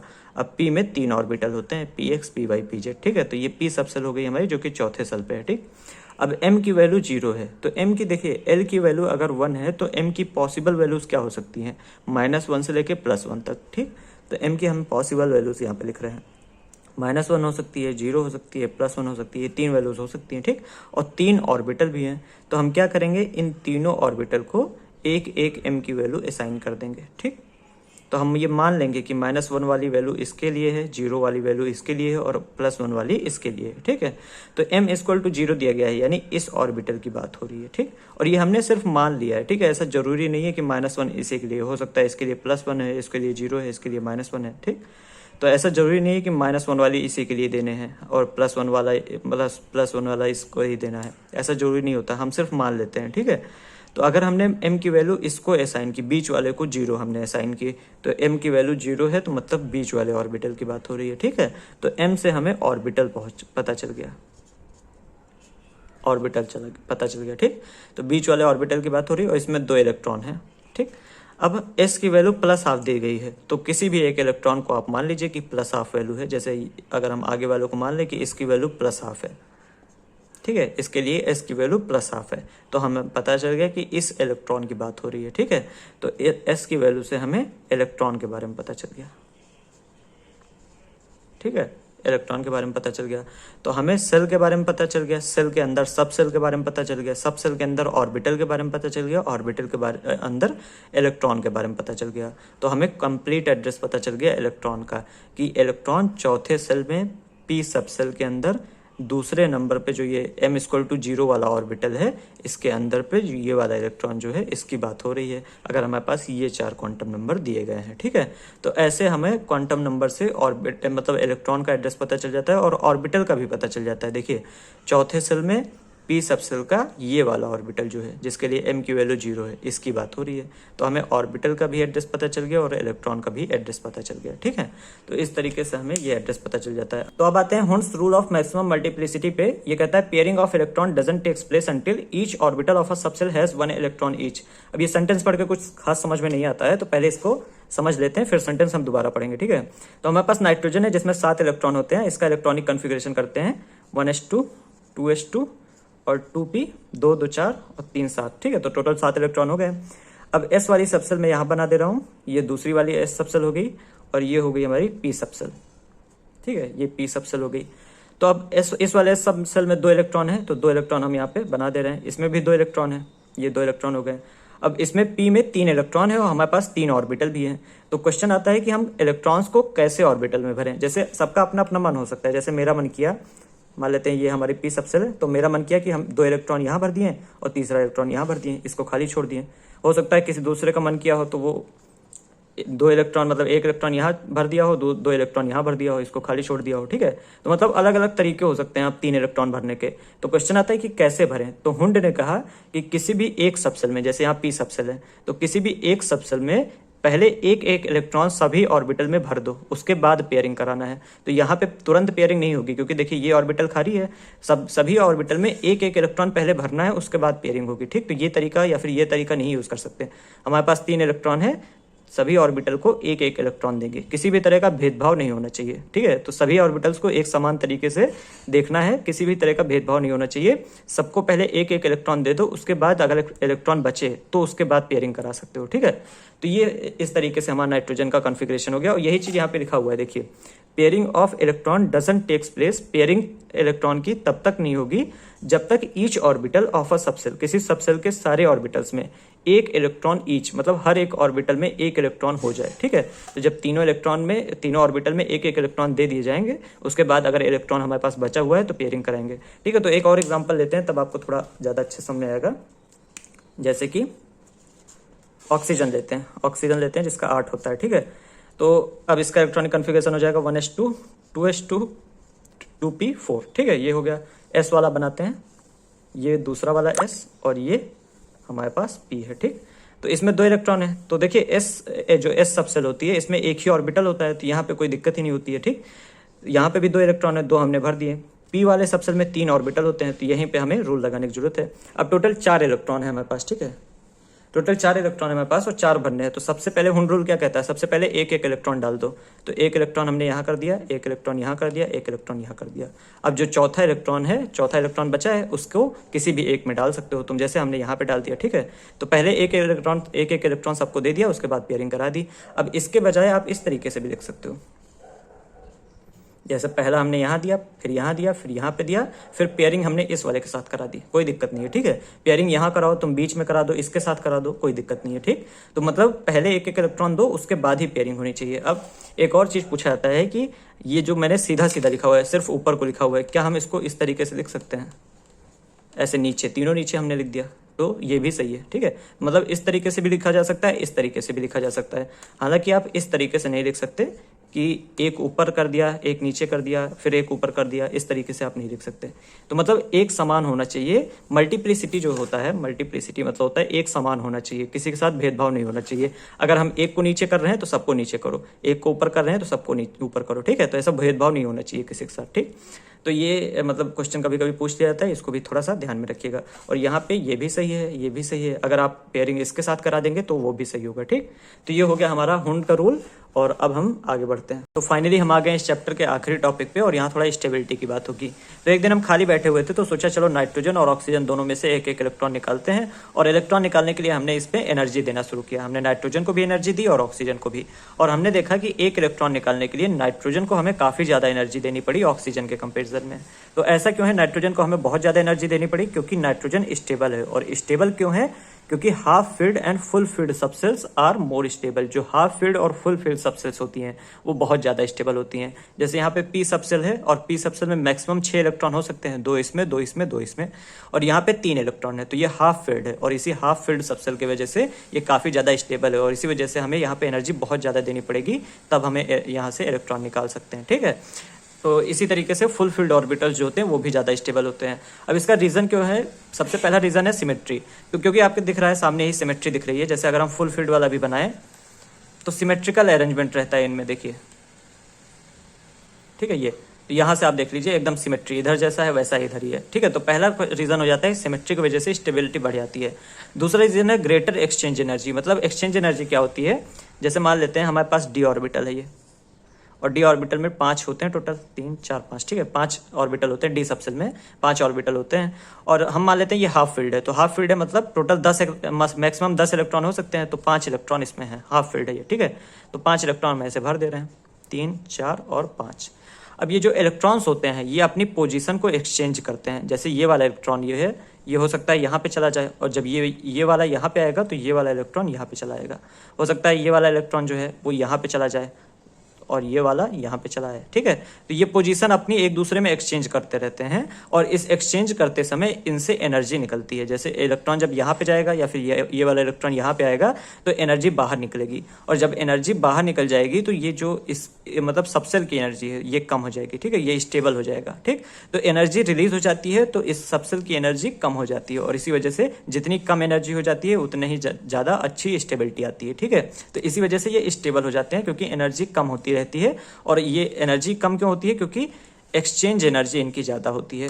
एक्सचेंज करने में ये ज़्यादा एनर्जी खर्च कर देते हैं, और एनर्जी जब खर्च कर देते हैं तो कम एनर्जी बचती है। जितनी कम एनर्जी बचेगी उतने ही ज़्यादा अच्छे से स्टेबल हो जाएंगे, ठीक है। तो ये दोनों रीज़न होते हैं, सिमेट्री और ग्रेटर एक्सचेंज एनर्जी की वजह से ये काफ़ी ज़्यादा स्टेबल होते हैं, ठीक। अब एक और एग्जाम्पल आपको देना है। तो एग्जाम्पल देखना है आपको क्रोमियम का है, इसको CR लिखते हैं, और 24 एटॉमिक नंबर होता है इसका। इलेक्ट्रॉनिक कन्फिग्रेशन अगर हम करें तो 1s2 2s2 2p6 3s2 3p6 4s2, कितना हो गया, 2 2 4 6 10 2 12 6 18 2 20 और 3d4, ठीक है, 20 4 24, तो टोटल 24 हो गए। अब इस इलेक्ट्रॉनिक कन्फिग्रेशन तो ऐसा ही होना चाहिए क्रोमियम का, ठीक है। लेकिन क्रोमियम क्या करता है कि अपने इलेक्ट्रॉनिक कन्फिग्रेशन को थोड़ा सा बदलता है। और बदलता कैसा है, जैसे यहाँ पे तो सेम है सब, 2s2 2p6 3s2 3p6, यहाँ तक सब सेम रहता है।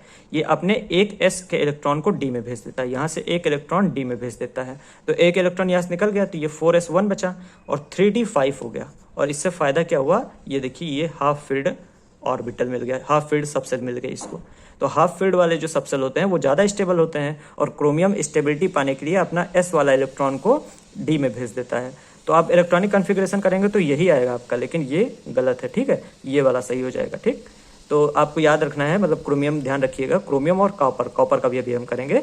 ये क्या करते हैं, अपने इलेक्ट्रॉन को शिफ्ट करते हैं और इसलिए करते हैं क्योंकि इन्हें स्टेबिलिटी चाहिए होती है। ठीक है, तो यहाँ पे हाफ फिल्ड इनको ऑर्बिटल मिल गया, इससे इनकी स्टेबिलिटी मतलब बढ़ गई इससे। अब दूसरा इसी तरीके का है कॉपर का 29 होता है इलेक्ट्रॉनिक, इसका भी इलेक्ट्रॉनिक कॉन्फ़िगरेशन करते हैं 1s2 2s2 2p6 3s2 3p6 4s2 और 3d9। ठीक है, 4s2 3d9 देखते हैं, 2 2 4 6 10 2 12 6 18 2 20 9 29। ठीक है, 29 हो गए। तो इस तरीके से इनका इलेक्ट्रॉनिक कॉन्फ़िगरेशन होना चाहिए, लेकिन कॉपर भी क्या करता है, अपने इलेक्ट्रॉनिक कॉन्फ़िगरेशन को चेंज कर देता है। 1s2 2s2 2p6 3s2 3p6 ये सब तो सेम रहेगा ऐसे ही।